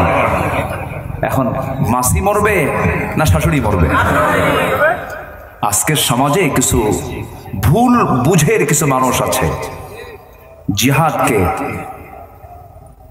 বিকৃত অর্থ করে জঙ্গিবাদী কায়দায়, সন্ত্রাসী কায়দায় যারা দ্বীনকে, ইসলামকে প্রশ্নবিদ্ধ করতে চায়, তারাই হচ্ছে ইসলামের সবচাইতে বড় দুশমন। এর জন্য সুনির্দিষ্ট সুশৃঙ্খল নীতিমালা ইসলামে আছে না নাই? আছে। আমার নবীজি মক্কায় থেকে 13 বছর যতদিন ছিলেন মক্কায়, আমার নবী কিন্তু কাবার ভিতরে থাকা সেই 360টা মূর্তিকে সামনে রেখেই তিনি নামাজ পড়েছেন। পারেন নাই, শোনাতে পেরেছেন? পেরেছেন কখন? যখন তার হাতে কি এসেছিল? ক্ষমতা, দ্য পাওয়ার। দি পাওয়ার যখন তার ক্ষমতা এসেছিল, তখন তিনি তার জন্য সরাতে কঠিন হয়েছে না সহজ হয়েছে? সহজ হয়েছে। আকলমান্দ ইশারা বাসাত, সচেতন ব্যক্তির জন্য ইঙ্গিতগুলোই যথেষ্ট। একটু আমার বুঝে নেই কথাগুলো। তাহলে জিহাদের একটা সংজ্ঞা হলো to exert one's utmost in devier in promoting a cause, কোন উদ্দেশ্যকে সাধনের জন্য প্রাণান্তকর যে চেষ্টা, অর্থাৎ আল্লাহর জমিন, আল্লাহর দ্বীন, বিধান, আইন, কানুনকে প্রতিষ্ঠা করার জন্য প্রাণান্তকর যে চেষ্টা, দাওয়াতি কাজ, এটাও জিহাদের অংশ। আল্লাহু আকবার বলেন। প্রশিক্ষণ, এটাও দাওয়াতের অংশ।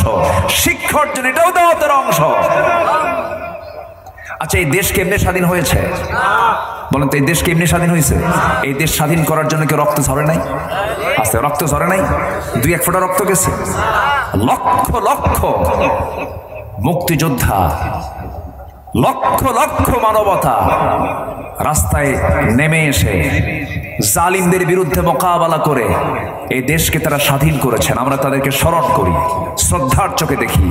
তাহলে একটা দেশকে স্বাধীন করার জন্য যদি রক্ত ঝরাতে হয়, দিন কায়েমের জন্য শুধু ওই মিষ্টি মিষ্টি কথাই দিন কায়েম হবে না, জান মাল কুরবান করতে হবে মুসলমান। রাজি আছেন কারা কারা? হাত উঁচু করে দেখা।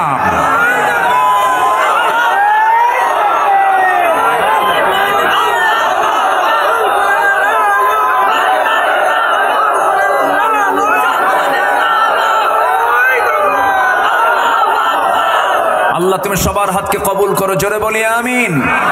এই স্লোগান নামাজে আছে না নাই? এই স্লোগান আজানে আছে না নাই? এই স্লোগান ইকামতে আছে না নাই? এই স্লোগান জানাজায় আছে না নাই? এই স্লোগানকে যারা ভয় পায় তাদের জানাজার দরকার নাই। সম্মানিত ভাইয়েরা, কষ্ট পাচ্ছেন নাকি? আমাদের অস্ত্র হলো নারায়ে তাকবীর, ইনকিলাবের অস্ত্র মোদের লা ইলাহা ইল্লাল্লাহ, লা ইলাহা ইল্লাল্লাহ, লা ইলাহা ইল্লাল্লাহ, লা ইলাহা ইল্লাল্লাহ। ইনকিলাবের অস্ত্র মোদের লা ইলাহা ইল্লাল্লাহ, লা ইলাহা ইল্লাল্লাহ, লা ইলাহা ইল্লাল্লাহ, লা ইলাহা ইল্লাল্লাহ। বীর মুসলমান ধরো আল কোরআন, ফিরিয়ে আনো সেই হারানো সম্মান। নারায়ে তাকবীর, নারায়ে তাকবীর। কে খুশি হন সবচেয়ে? আল্লাহু আকবার। আকবার মানে কি? সবচেয়ে বড়। তিনি কে? আমার। আরো জানেন তিনি আমার কে? আল্লাহ তাআলা। ওয়াজাহিদু ফিল্লাহি হাক্কা জিহাদিহি হুয়া ইজতাবাকুম ওয়া মা জাআলা আলাইকুম ফিদ-দীন মিন হারাজ। তিনি তোমাদেরকে নির্বাচিত করেছেন এবং তোমাদের জন্য দ্বীনটাকে তোমাদের জন্য আড়ষ্ট করেন নাই, কষ্টকর বোঝা বানিয়ে দেন নাই, তোমাদের জন্য দ্বীনটাকে সহজ করে দিয়েছেন। যেরকম সুবহানাল্লাহ। কিন্তু আমরা দ্বীনটাকে কি বানায় নিয়েছি? কঠিন বানায় নিয়েছি। দ্বীন না মেনে যাকাতের পক্ষে না কথা বলে সুদের পক্ষে কথা বলি। আমার সমাজে, আপনার সমাজে আজকে যাকাত কায়েম না সুদ কায়েম? আসতে বলেন, যাকাত কায়েম না সুদ কায়েম? সুদ খাওয়া কি? সুদের অঙ্ক কষা কি? সুদ দেওয়া কি? তাহলে কেউ কি বলতে পারবেন যে আমি সুদের মধ্যে নাই? কেউ কি বলতে পারবেন? আমি আপনি কেউ নাই নাকি? হ্যাঁ,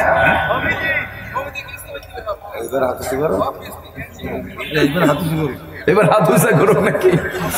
আচ্ছা, তাহলে সুদ খাওয়া কি? আরো জোর করে, সুদ খাওয়া কি? এই সময় কি উঠবেন না, কিন্তু উঠলেই ভাববো ওটা সুদ খায়। বসেন, কেউ উঠবেন না। সুদের সর্বনিম্ন গুনাহ, সবার এই ওয়াজগুলো জানা আছে, কিন্তু সুদের সর্বনিম্ন গুনাহ হলো নিজের মার সঙ্গে জেনা করা। একজন নবী কবরবাসীর সামনে দাঁড়ালে কবরবাসীকে যদি বলতেন কুম বিইজনিল্লাহ, দাঁড়িয়ে যাও, কবরবাসী দাঁড়িয়ে যেত। সেই নবীর নাম কি বলেন তো? এত সুন্দর জবাব দেখছেন, এটা সাতক্ষীরাতেই সম্ভব, বলি আলহামদুলিল্লাহ। আমার মনে হয় গোটা দেশের জরিপে যদি শ্রোতাদের তালিকা করা হয়, এই সাতক্ষীরা খুলনার এই শ্রোতাগুলো সবচেয়ে মানের শ্রোতা। জোরে বলি আলহামদুলিল্লাহ। মানে এই মানটা সব জায়গায় আপনারা পাবেন না। এটা হয়তো বা আপনাদের পূর্বপুরুষদের অবদান এখানে আছে, তারা এই পরিবেশ তৈরি করে দিয়ে গেছেন, এবং আমার দেশে বহু বড় বড় আল্লাহওয়ালার জন্ম হয়েছে, বলি আলহামদুলিল্লাহ। যেরকম আগরদারি আমিনিয়া কামিল মাদ্রাসা, আগরদারি আমিনিয়া কামিল মাদ্রাসা, আমিন হচ্ছেন রুহুল আমিন, বসিরহাটের যিনি বড় আল্লামা হুজুর তিনি ছিলেন, এবং ফুরফুরা সিলসিলার আবু বকর সিদ্দিক আল কুরাইশি রাহিমাহুল্লাহর যতগুলো খলিফা ছিলেন সবচাইতে বড় আলেম ছিলেন আল্লামা রুহুল আমিন, বসিরহাটের হুজুর। তার গড়া প্রায় 400 আমিনিয়া মাদ্রাসা বাংলাদেশে আছে। তার বাড়িটা কোথায় জানেন? হ্যাঁ, শুধু বর্ডারটা শুধু মানে মনে হচ্ছে আমাদের কাছে অনেক দূরে, না, খুবই কাছে। এখান থেকে আপনি যদি সোজা রওনা দেন, বসিরহাটে যেতে সর্বোচ্চ সময় লাগবে 30 থেকে 40 মিনিট। বসিরহাট একটা আবাদ ক্ষেত্র ছিল, একটা বিচরণ ক্ষেত্র ছিল। গোটা দেশ তারা দিন প্রচারের জন্য নিজের জীবনকে তারা উৎসর্গ করে দিয়েছেন। এটার ফসল হচ্ছে সবচেয়ে বেশি ফ্লেভার পেয়েছেন আপনারা, বলি আলহামদুলিল্লাহ। কি আমি কি ভুল বলছি? ইতিহাস থেকে কথা বলছি। কিন্তু বাতির কাছে যারা থাকে তারা আলোকে কম থাকে না বেশি থাকে? আর দূরে থাকলে একটু কম থাকে। তো বাতি তো এখানে কাছে ছিল, এই বাতি কাছে থাকার কারণে এটার ফলাফল হচ্ছে এই প্রথম কাতারের মানের শ্রোতা, বলি আলহামদুলিল্লাহ। কিছু তো বদমাইশ থাকবে, কিছু বদমাইশের নাই তা তো না। আমার নবী ছিলেন যেখানে আবু জেহেল সেখানে। আমার বন্ধুগণ, আল্লাহ রাব্বুল আলামিন আমার আপনার জন্য দিনটাকে কঠিন করে দেন নাই, খুব সহজ করে দিয়েছেন। কিন্তু আমরা দিনটাকে জটিল বানিয়ে নিয়েছি। আজকে সুদটাকে আমরা কমন করে নিয়েছি, যাকাতকে আমরা জরিমানা মনে করে নিয়েছি। 1,02,500 1,02,00,000 টাকা দেবো, আল্লাহর কাম নাই কাজ নাই। আল্লাহ নিজের ট্যাক্স বসাইছে, আল্লাহর উল্টা দোষ দেয়। আল্লাহ নিজের ট্যাক্স বসায় দিছে। না না, এই যে আমি যাকাতের হিসাবটা আমি করলাম না, যাকাতের টাকা আমি দিলাম না, কিয়ামতের দিন নামাজের ব্যাপারে যেমন বান্দার কাছ থেকে জবাব নেবেন, যাকাতের ব্যাপারটা আল্লাহ বান্দার কাছ থেকে জবাব নিয়ে নেবেন। বান্দার যদি নামাজ কিছু বাদ হয়ে যায়, বান্দা আল্লাহর কাছে মাফ চাইলে আল্লাহ, নামাজ তো আল্লাহর হক, আল্লাহ মাফও করতে পারেন। কিন্তু আপনি যাকাত নামক যে বান্দার হক আপনি নষ্ট করলেন, এই বান্দার হক আল্লাহ কখনো মাফ করতে পারবেন না। আল্লাহ মাফ করবেন না। আল্লাহ মাফ কেন করবেন? বান্দার হকটা আল্লাহ কখনো মাফ করবেন না। বান্দার হক আপনি নষ্ট করলে বান্দার কাছ থেকে মাফ চেয়ে নিতে হবে। আমার বন্ধুগণ, ঈসা আলাইহিস সালাম তিনি করলেন কি? কবরবাসীর সামনে একদিন দাঁড়ালেন, তার সঙ্গী সাথীদেরকে নিয়ে যখন বলেন কুম বিইজনিল্লাহ, কবরবাসী দাঁড়িয়ে যাও। কবরবাসী একজন দাঁড়িয়ে গেছে, পেটটা তার বিশাল বড় হয়ে আছে, কবরবাসীর পেট। সে চিৎকার করে কান্নাকাটি করছে, তার মুখ দিয়ে রক্তগুলো গড়ে গড়ে পড়ছে। সবাই বলে ফেলে আল্লাহর নবী ঈসা রূহুল্লাহ। এই বান্দাটার এমন অবস্থা কেন? পেটটা বড় হয়ে গেছে, মুখ থেকে রক্তগুলো গড়ে গড়ে পড়ের কারণটা কি? ঈসা আলাইহিস সালাম সঙ্গে সঙ্গে বললেন, এই বান্দাটা দুনিয়ার জিন্দেগিতে সুদের কারবার করত, এই জন্য আল্লাহ তাআলা তার পেটের মধ্যে এমন বড় একটা আকৃতি দান করেছেন, মুখ থেকে রক্তগুলো গড়ে গড়ে পড়ছে। আজকে এই সুদের সমারোহ চলছে, সুদের মহড়া চলছে। শুধু সুদ ডাবল নয়, ডাবল ডাবল চক্রাকারে চলছে। এই সুদের সর্বনিম্ন গুনাহ হলো নিজের মার সঙ্গে জেনা করা। এই সুদ থেকে আল্লাহ তাআলা আমাদেরকে বাঁচায় দেন। জোরে বলি আমিন। আসতে বলবেন না, জোরে বলেন আমিন। দিনটা আমরা আল্লাহ তাআলা আমার আপনার জন্য সহজ করে দিয়েছেন, কিন্তু আমরা দিনটাকে আমরা জটিল বানায় নিয়েছি। আল্লাহ রাব্বুল আলামিন এরপরে বলছেন, শোনো, তোমাদের জন্য আমি নেতা বানিয়ে দিয়েছি একজনকে, পিতা বানিয়ে দিয়েছি একজনকে। তোমাদের জাতির পিতা অন্য কেউ নয়। আল্লাহ রাব্বুল আলামিন এখানে জাতির পিতার বিষয়ে ক্লিয়ার করে দিলেন, তোমাদের মুসলিম জাতির পিতা হলো মিল্লাতা আবিকুম ইব্রাহিম হুয়া সাম্মাকুমুল মুসলিমিন। তোমাদের জাতির পিতা হলেন সাইয়েদনা ইব্রাহিম আলাইহিস সালাতু ওয়াস সালাম। তোমাদের জাতির পিতা কেন তিনি জাতির পিতা? এই যে আমরা খাতনাটা করি, খাতনা করি না আমরা, বাচ্চাদেরকে খাতনা করে দেই, এই সুন্নাহটা কার বলেন তো? বলেন বলেন বলেন বলেন। হ্যাঁ, না, এটা স্টার্ট হয়েছে হলো ইব্রাহিম আলাইহিস সালাতু ওয়াস সালাম থেকে। হ্যাঁ, প্রশ্ন না? আচ্ছা থাক, এগুলো সব পরে হবে। আমাকে সময় দিচ্ছেন তো আপনারা ইনশাআল্লাহ? আচ্ছা, ইব্রাহিম আলাইহিস সালাতু ওয়াস সালাম তার বয়স যখন 80 বছর। কত বছর? 80 বছরের কি ইয়াং হয় না বুড়া হয়? চুলগুলো সাদা হয়ে গেছে। বুখারীর বর্ণনা, বুখারী, এটা বানানো কোনো কথা না। 80 বছর বয়স যখন তার হলো, সেই সময় আল্লাহ তাআলা বলেন, ইব্রাহিম ক্বালা ইন্নী জাইলুকা লিন-নাসি ইমামা, আমি তো তোমাকে গোটা মানব মণ্ডলীর নেতা বানিয়েছি। আল্লাহু আকবার বলেন। একটা কাজ বাদ আছে, কি? তোমাকে খাতনা করতে হবে। কত বছর বয়স? আছে না, আছে না, বুখারীর বর্ণনা। 80 বছর বয়স আল্লাহ তাআলা তাকে অর্ডার দিলেন। বলেন তো 5-6 বছর বয়সে খাতনা করলে কি টের পাওয়া যায়? বয়সই তো হয় না। অথবা ডাক্তার খাতনা করে দিয়েছেন, হয়তো মনেই নাই আমাদের অনেকের। কিন্তু 80 বছর বয়সে তার খাতনার কাজটা এখনো বাদ আছে, কারণ আল্লাহ তাআলা তাকে মিল্লাতা আবিকুম ইব্রাহিম, জাতির পিতা বানাবেন। কিন্তু জাতির পিতা হতে হলে তো জাতির পিতা তখনই হওয়া যায় যখন পিতার কাছ থেকে সন্তানরা কিছু নিতে পারে, ঠিক কিনা? কিছু স্মৃতি তো থাকতে হবে।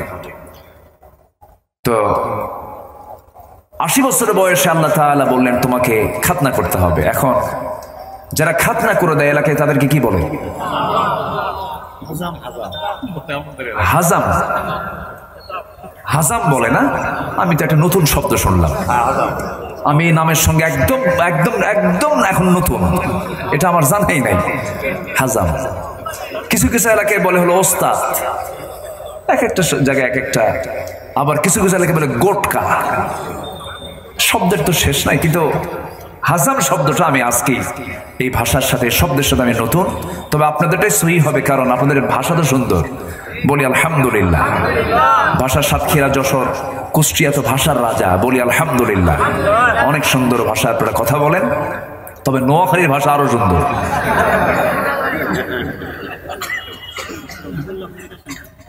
নোয়াখালী তো না, তাদের ভাষা তাদের কাছে সুন্দর। কোনো ভাষাকে আমরা গালবন্ধ করবো না। সব ভাষায়, সব ভাষার মালিক কে বলে? আল্লাহ তাআলা। কিন্তু বাংলা ভাষা নাই ওখানে। চিটাঙে বাংলা ভাষা নাই, সব কবর দিয়ে ফেলছে। খুব সুন্দর ভাষা হচ্ছে আপনাদের ভাষা, কারণ নদিয়া তো পাশেই। নদিয়া, তারপরে এই যে মুর্শিদাবাদ, এইগুলো এই পাশাপাশি থাকার কারণে এই ভাষাগুলো, এই বেলটা ভালো আছে। বলি আলহামদুলিল্লাহ, এটা ভালো। হাজাম না? হাজাম। এখন এই 80 বছর বয়সে কি হাজাম দিয়া এই কি বলে খাতনা কি করা সম্ভব? কত বয়স তো 80 হয়ে গেছে, এখন তার লুঙ্গি তো খুলবে না অন্য কেউ, সতর্কতার খোলা সম্ভব না।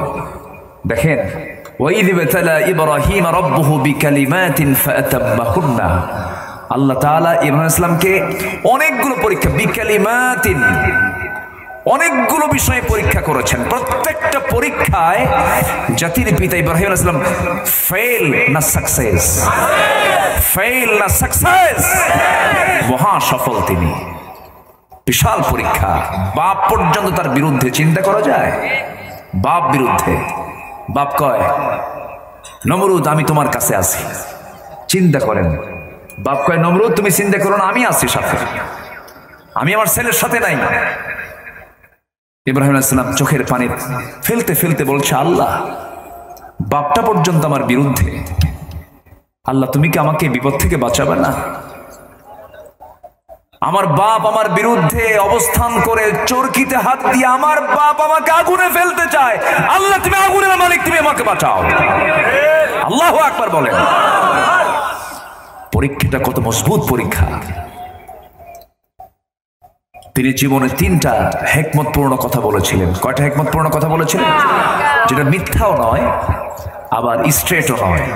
এই জন্য তিনি আফসোস করতেন এবং তিনি বলেছেন, দেখো হাসরের ময়দানে তার কাছে যখন তার সন্তানরা যাবে তিনি বলবেন, আমি কিছু বলতে পারবো না, তোমার আখিরি জামানার পয়গম্বরের কাছে যাবে। আল্লাহু আকবার। তিনি জীবনে 3টা হিকমতপূর্ণ কথা বলেছিলেন। যখন তাকে বলা হলো, ইব্রাহিম চলো আমরা এই শহর ছেড়ে আমরা অন্য শহরে যাব বেড়াতে, আমরা কিছু কাজ করতে যাব, মেলায় যাব আমরা। তিনি বলেন, যাব না কেন? সমস্যা আছে কি? আমি অসুস্থ। ইন্নী সাকিম, বুখারীর বর্ণনা। ইন্নী সাকিম, আমি যাব না। সঙ্গে সঙ্গে তিনি যে শারীরিকভাবে অসুস্থ ছিলেন তাও কিন্তু নয়, কিন্তু মানসিকভাবে তিনি অসুস্থ ছিলেন, এটা সত্য। তবে তিনি একটা আশ্রয় নিয়েছেন, কথার হিকমতপূর্ণ কথা তিনি এখানে প্রয়োগ করেছেন। এরপরে সবাই এসে যখন দেখলো মূর্তিগুলো ভাঙ্গা, মূর্তিগুলো ভাঙছে কে? তিনি বললেন, মূর্তি ভাঙছে কে? মূর্তিকে জিজ্ঞেস কর। আল্লাহু আকবার। আমার বাপ দেখছেন কি করে গেছে, আমার বাপ কি করে গেছে আর আমরা কি করি? ইব্রাহিমের বাপ আজর মূর্তি বানিয়েছে। মূর্তিগুলো বানায়া সেই মূর্তিগুলো রবগুলোকে বাজারে বিক্রি করার জন্য নিয়ে যায়। মাঝে একদিন ছেলেকে ডাক দিয়ে বলছে, ইব্রাহিম এই রবগুলো আমি বেচবো আজকে, মূর্তিগুলো তুমি বাজারে জড়িতে করে নিয়ে আসো। জড়িতে মাথায় নেওয়ার আগে ইব্রাহিম ইসলাম করলেন কি? মূর্তিগুলোর সবগুলোর মাথাগুলো ভেঙে চুরমার করলেন, মটকায় দিলেন। বাজারে নিয়ে যাওয়ার পর বাবার সামনে যখন রেখে দিয়েছেন, বাপ বলছে, হায় কি করছে এগুলো? সবগুলো মূর্তির মাথা শেষ, এগুলো ভাঙছো কেন? কাব্বা, উপায় ছিল না। এই মূর্তিগুলো নিয়ে যখন মাথায় তুললাম, এমন মারামারি শুরু করছে, গৃহযুদ্ধ। আমি বললাম, থাম রে বাবা থাম। এই মাথা থেকে নিচে নামাতে সবগুলোর মাথা শেষ। বাপ এখন মনে মনে চিন্তা করে, বাপ বেটা তুই কি গ্রামার খাটাইছিস বুঝছি, প্রশ্ন করলি তুই উত্তর দিয়ে দিবি, বোঝা শেষ। কারণ সন্তানকে বাপ বোঝে না, আমার সন্তান কোন স্টাইলের, বাপ বোঝে না, বাপ তো বোঝে। সারা জীবন শিরকের বিরুদ্ধে আমার বাপ কথা বললেন, শিরকির বিরুদ্ধে কথা বলতে গিয়ে আগুনে পর্যন্ত নিক্ষিপ্ত হলেন। আমার বাপ কি করে গেছেন, আমরা কি করলাম?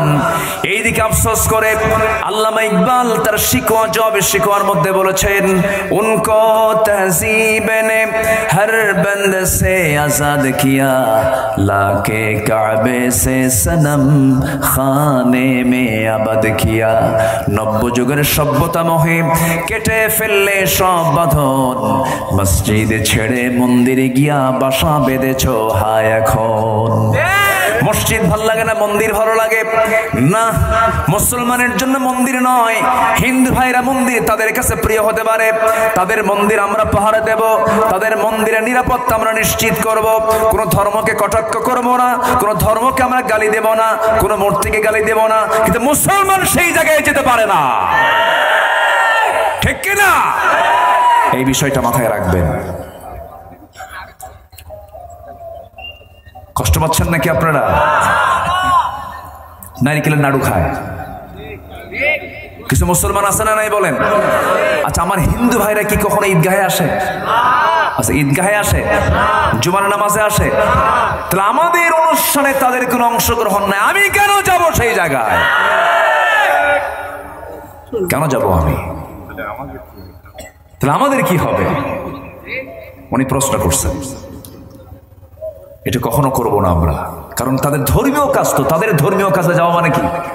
তাদের ধর্মীয় কাজে অংশগ্রহণ করা।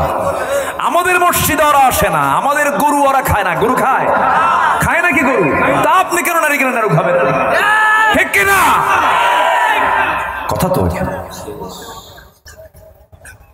কিন্তু আমার হিন্দু ভাইয়েরা, আমরা তাদেরকে সম্মান করি, আমরা তাদেরকে ভক্তি করি, শ্রদ্ধা চোখে দেখি।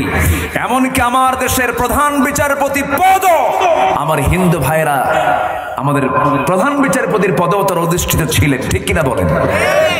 সুরেন্দ্র কুমার সিনহা, এসকে সিনহার মতো একজন অন্য ধর্মের মানুষও এদেশের প্রধান বিচারপতি চেয়ারে বসে নাই, বসেছে। আমরা তাদেরকে সম্মান করি। এমনকি এমনও আছে আমার দেশে ম্যাক্সিমাম কোনো হিন্দু মুসলিমের মধ্যে যদি কোনো দ্বন্দ্ব হয়, আমরা বিচার ফায়সালা করার সময় আগে চিন্তা করি যে সংখ্যালঘু হিন্দু ভাইটার প্রতি যেন জুলুম না হয়। আজ আস্তে জোরে বলেন ঠিক কিনা? মুসলমান ইসলাম থেকে শিখেছে অন্য ধর্মকে সম্মান করতে, পৃথিবীর কোন ধর্ম তার শিক্ষা দেয় নাই। এই শিক্ষা পৃথিবীর অন্য কোন ধর্ম দেয় নাই। আমি বিষয়টা খুব স্পর্শকাতর, তো আমি ক্লিয়ার করছি। তাছাড়া কোন দিকে কোন প্যাঁচ লাগায়া, ইউটিউবারও তো আছেই, বোঝেন না? আর কার সঙ্গে কি লাগায় আল্লাহ জানে, বুঝাইফি ভাই। এই জন্য আমি বিষয়গুলো ক্লিয়ার করতেছি যে হুজুর তো এখানে মনে হয় মূর্তি ভাঙ্গার জন্য খুব বলে থুয়ে চলে গেছে। না, ভুল বুঝবেন না, এগুলো আমি খুব স্পর্শকাতর বিষয়টা এই জন্য আমি ক্লিয়ার করছি। অন্য কোন ধর্মকে গালি দিতে নিষেধ করেছেন মুহাম্মদ সাল্লাল্লাহু, অন্য কোন মূর্তিকে গালি দিতে মানা করেছেন মুহাম্মদ সাল্লাল্লাহু, কিন্তু প্রশংসাও করতে মানা করেছেন মুহাম্মদ সাল্লাল্লাহু আলাইহি ওয়াসাল্লাম। এখানে কিন্তু কথা, কারণ প্রশংসা করতে গেলে ঈমান আছে না গেছে? ঈমান আছে না গেছে? মা দুর্গা গজে স্বরূপ আর উঠে স্বরূপ, এটা আমাদের বলার দরকার নাই। কোন ধর্মকে নিয়ে কোনো বাজে মন্তব্য করার দরকারও নাই। ইসলাম ছাড়া মুসলমান অন্য কোন ধর্মের প্রশংসা করার দরকারও নাই। ইসলাম একমাত্র, আল্লাহ তিনি নিজেই বলছেন, কোন দিন না, কোন ধর্ম না, ইন্নাদ-দীনা ইনদাল্লাহিল ইসলাম। কোরআনকে প্রশ্ন করুন, যদি আপনি আমার কথাকে যদি দোষী ধরেন তাহলে আল্লাহর কথার দোষ হয়ে যাবে। এখানে আল্লাহ বলেছেন কোন ধর্ম নাই, কি ছাড়া? বলেন কি ধর্ম ছাড়া? ইন্না মানে কি? ইন্না একমাত্র, দিন ধর্ম জীবন বিধান, ইন্নাদ-দীনা ইনদাল্লাহিল, আল্লাহর কাছে মনোনীত দিন একটাই, তার নাম কি? এটা আমার কথা না আল্লাহর কথা, আমার বক্তব্য না আল্লাহর বক্তব্য, তাহলে আমার তো কোনো দোষ নাই। কষ্ট পাচ্ছেন নাকি আপনারা? আমার ভাইয়েরা, ঠিক আছে না, আসো, তাদের ইনস্ট্রাকশন তো থাকবে, তাদের নির্দেশনা কিছু থাকবেই। আমাকে সময় দিচ্ছেন তো নাকি? বলি আলহামদুলিল্লাহ। এত সুন্দর মানুষ হয়, কোন লোকের নড়াচড়া নেই। আলহামদুলিল্লাহ, আলহামদুলিল্লাহ বলেন। আল্লাহ তাআলা বলছেন তোমাদের জাতির পিতাকে, আরো জোরে বলেন। তার বয়স কত বছর হয়েছিল? ও মনে আছে আপনাদের? 80। চিন্তা করেন, আল্লাহ তাআলা তাকে দিয়ে এগুলো, এটা তো মানে ফুলফিল হয়নি। জাতির পিতা তো, আল্লাহ তাআলা এটাও ফুলফিল করাচ্ছেন। কত বছর বয়সে? 80 বছরে। এই জন্য তিনি হয়েছেন মিল্লাতা আবিকুম ইব্রাহিম। সব অনেকগুলো ফান্ডামেন্টাল প্রাথমিক কাজগুলো সব আল্লাহ তাআলা ইব্রাহিমকে দিয়ে করিয়েছেন। আল্লাহু আকবার বলেন। তিনি আগুন থেকে নিষ্কৃতি পেয়ে গেলেন, বউকে নিয়ে রওনা দিলেন। বউকে নিয়ে রওনা দেওয়ার মাঝে, সে সময় কোনো সন্তান ছিল না, রওনা দেওয়ার মাঝে হঠাৎ করে জালিম শাসক এসে তার বউয়ের উপরে হানা দিল। বলল, তোমার এটা কে হয়? তিনি বললেন, যদি বলি বউ তাহলে তো ধরে নিয়ে যাবে, এটা আমার বোন হয়। কি হয়? ইন্নামাল মুমিনুনা ইখওয়া। দৃষ্টিকোণ ঠিক আছে, কোনো সমস্যা নেই, কিন্তু উনি বলে ফেললেন কেন? যে এই জালিম থেকে যেন আমার বউটা নিরাপত্তা পায়, মানে নিরাপত্তা নিয়ে যেন আমার কাছে থাকতে পারে। কিন্তু কাম হলো না। এরপরও তারা ধরে নিয়ে গেল।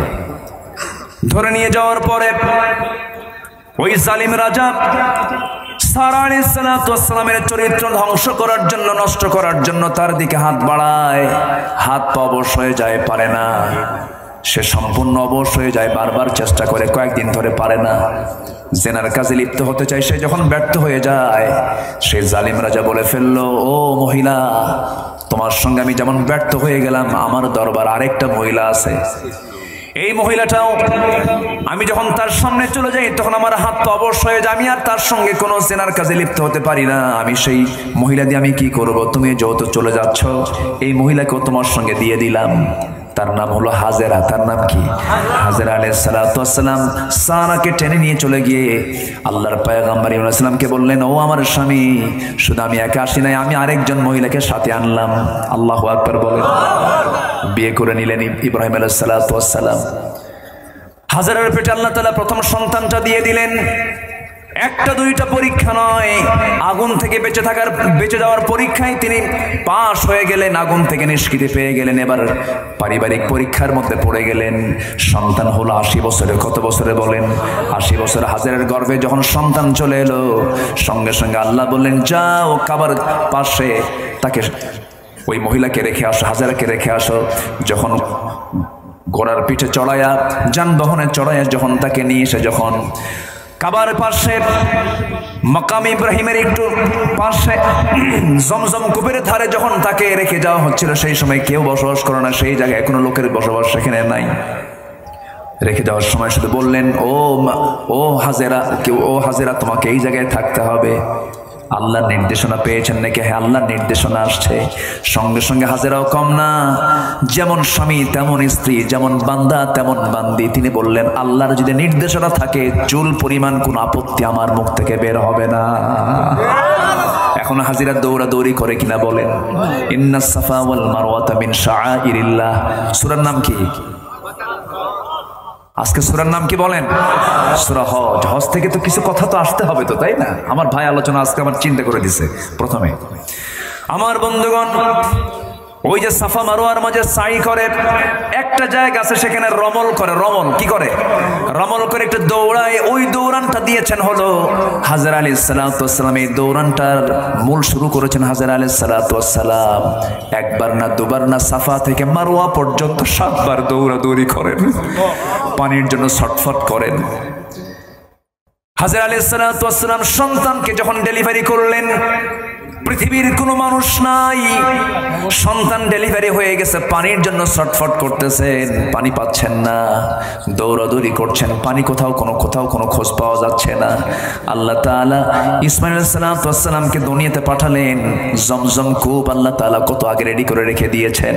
জমজম কূপ সেখান থেকে সুন্দর করে ওপেন হয়ে গেল। পানি দিয়ে সেই পানিকে ঠেকানোর জন্য বারবার চেষ্টা করছেন, পারেন নাই।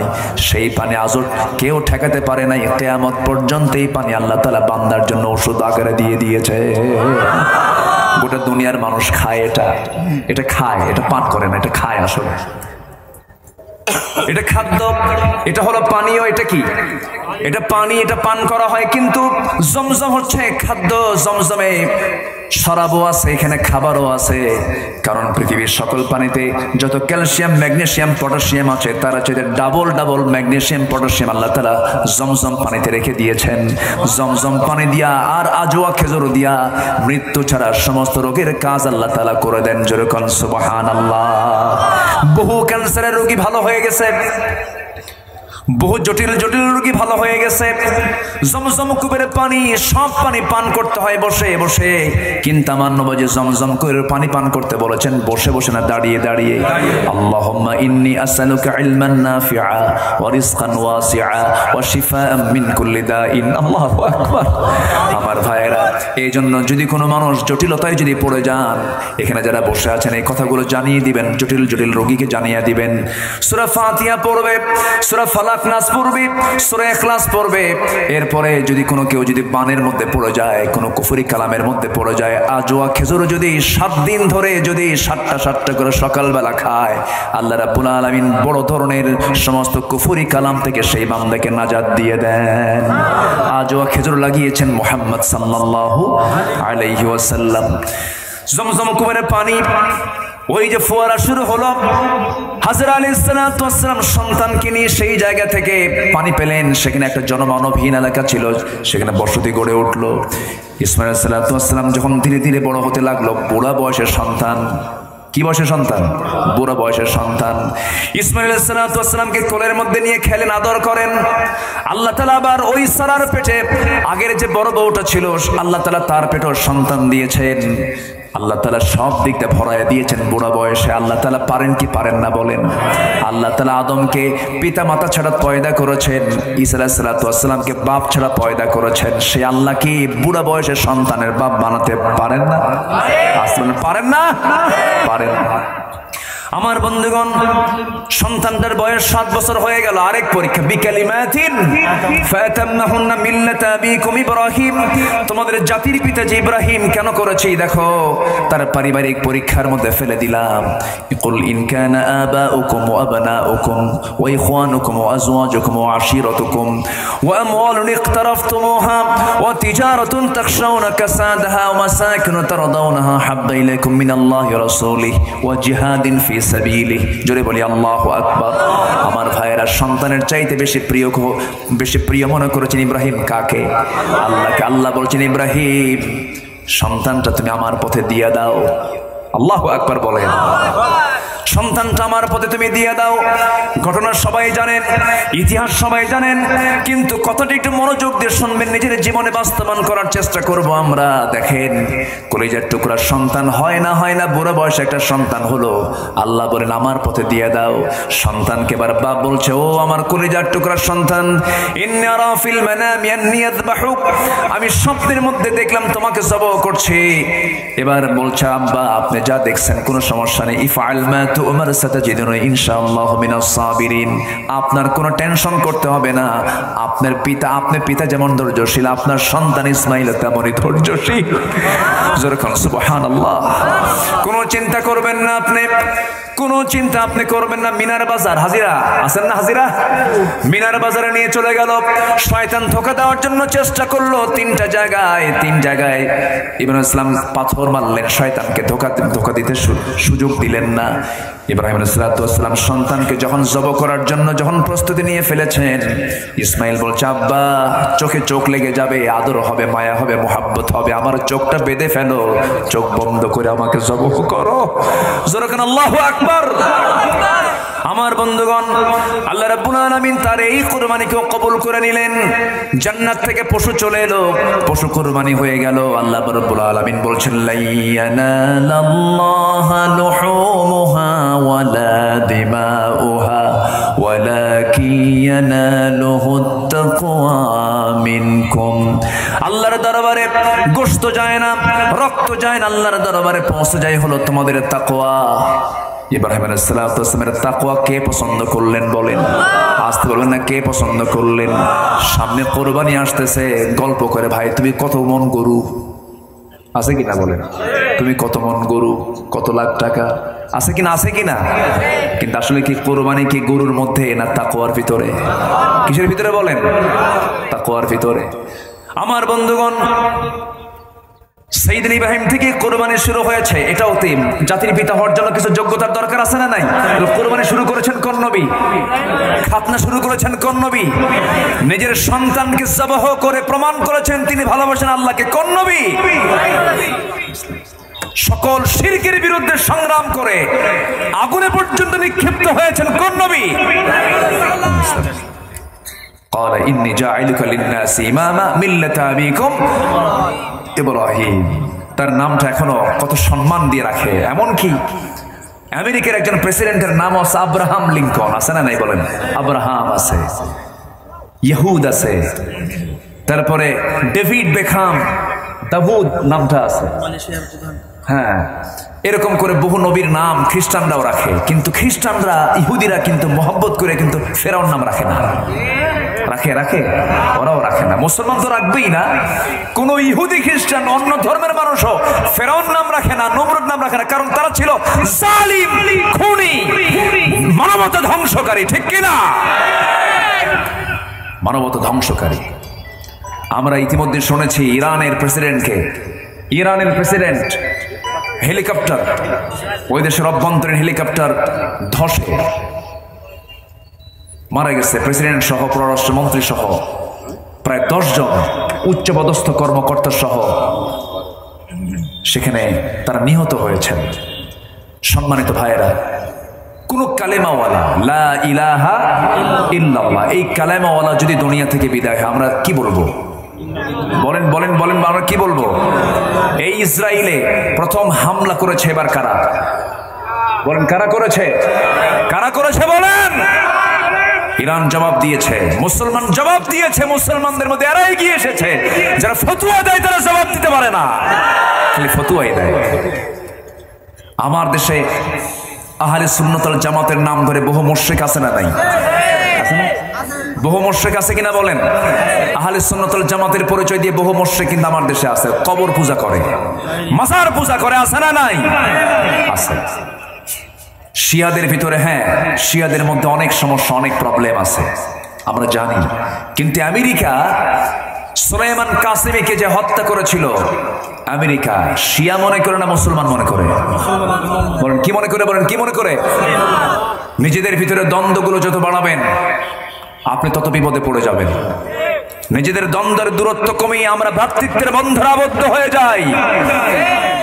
এক কালেমার পতাকা তোলে আমরা আবদ্ধ হয়ে বাতিল শক্তির মোকাবেলার প্রস্তুতি নিয়ে ফেলি মুসলমান। সাহায্য করবেন কে? কে সাহায্য করবেন? আল্লাহ। তুমি সবাইকে বোঝার তৌফিক দাও। আমি তো বললাম আজকে এই নিহতের কথা, কালকে যে মিডিয়া কি করবে আল্লাহ জানে। হুজুর শিয়ার পক্ষে মত দিলেন, আমি এটা বলি না। আমাদের এই দ্বন্দ্ব দূর করার দরকার আছে না নাই বলেন? আমাদের এক পরিচয় হলো লা ইলাহা ইল্লাল্লাহ। আমরা সকল ভেদাভেদ আমরা ভুলে যাব। আল্লাহ তাআলা আমাদের সবাইকে কবুল করুন, জোরে বলি আমিন। আমরা কি দিনকে ধ্বংস করব না দিনকে তাজা করব? নামাজ বাদ দিয়া 5 ওয়াক্ত নামাজ পড়বেন কারা কারা একটু হাত তুলে দেখেন। জোরে বলি ইয়া আল্লাহ, আরো জোরে ইয়া আল্লাহ। আমাদেরকে 5 ওয়াক্ত সালাত আদায় করার তৌফিক তুমি আল্লাহ দিয়া দাও। জোরে বলি আমিন, আরো জোরে আমিন, আরো জোরে আমিন। হাত নামান। আমরা এখন দোয়ার দিকে যাব। গসল কি সময়? দোয়ার সময় না এখন।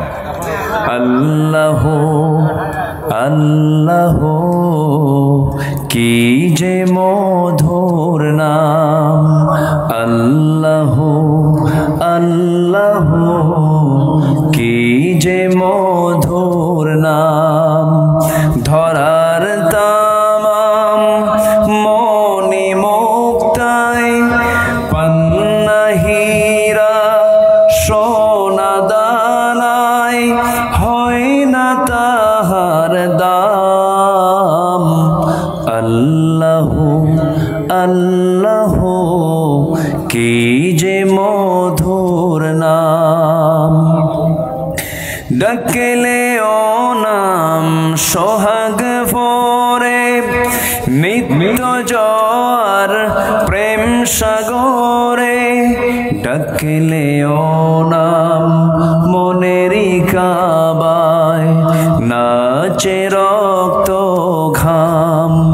আল্লাহ আল্লাহ কি যে মধুর নাম। জি আসেন। জি মাশাআল্লাহ। জি আসুন আমরা আল্লাহর কাছে চাই, আল্লাহর কাছে প্রার্থনা করি আল্লাহ যেন মাহফিলকে কবুল করেন। জোরে বলি আমিন। আল্লাহুম্মা আমিন। রব্বানা যালামনা أنفسنا وإن لم تغفر لنا وترحمنا لنكونن من الخاسرين।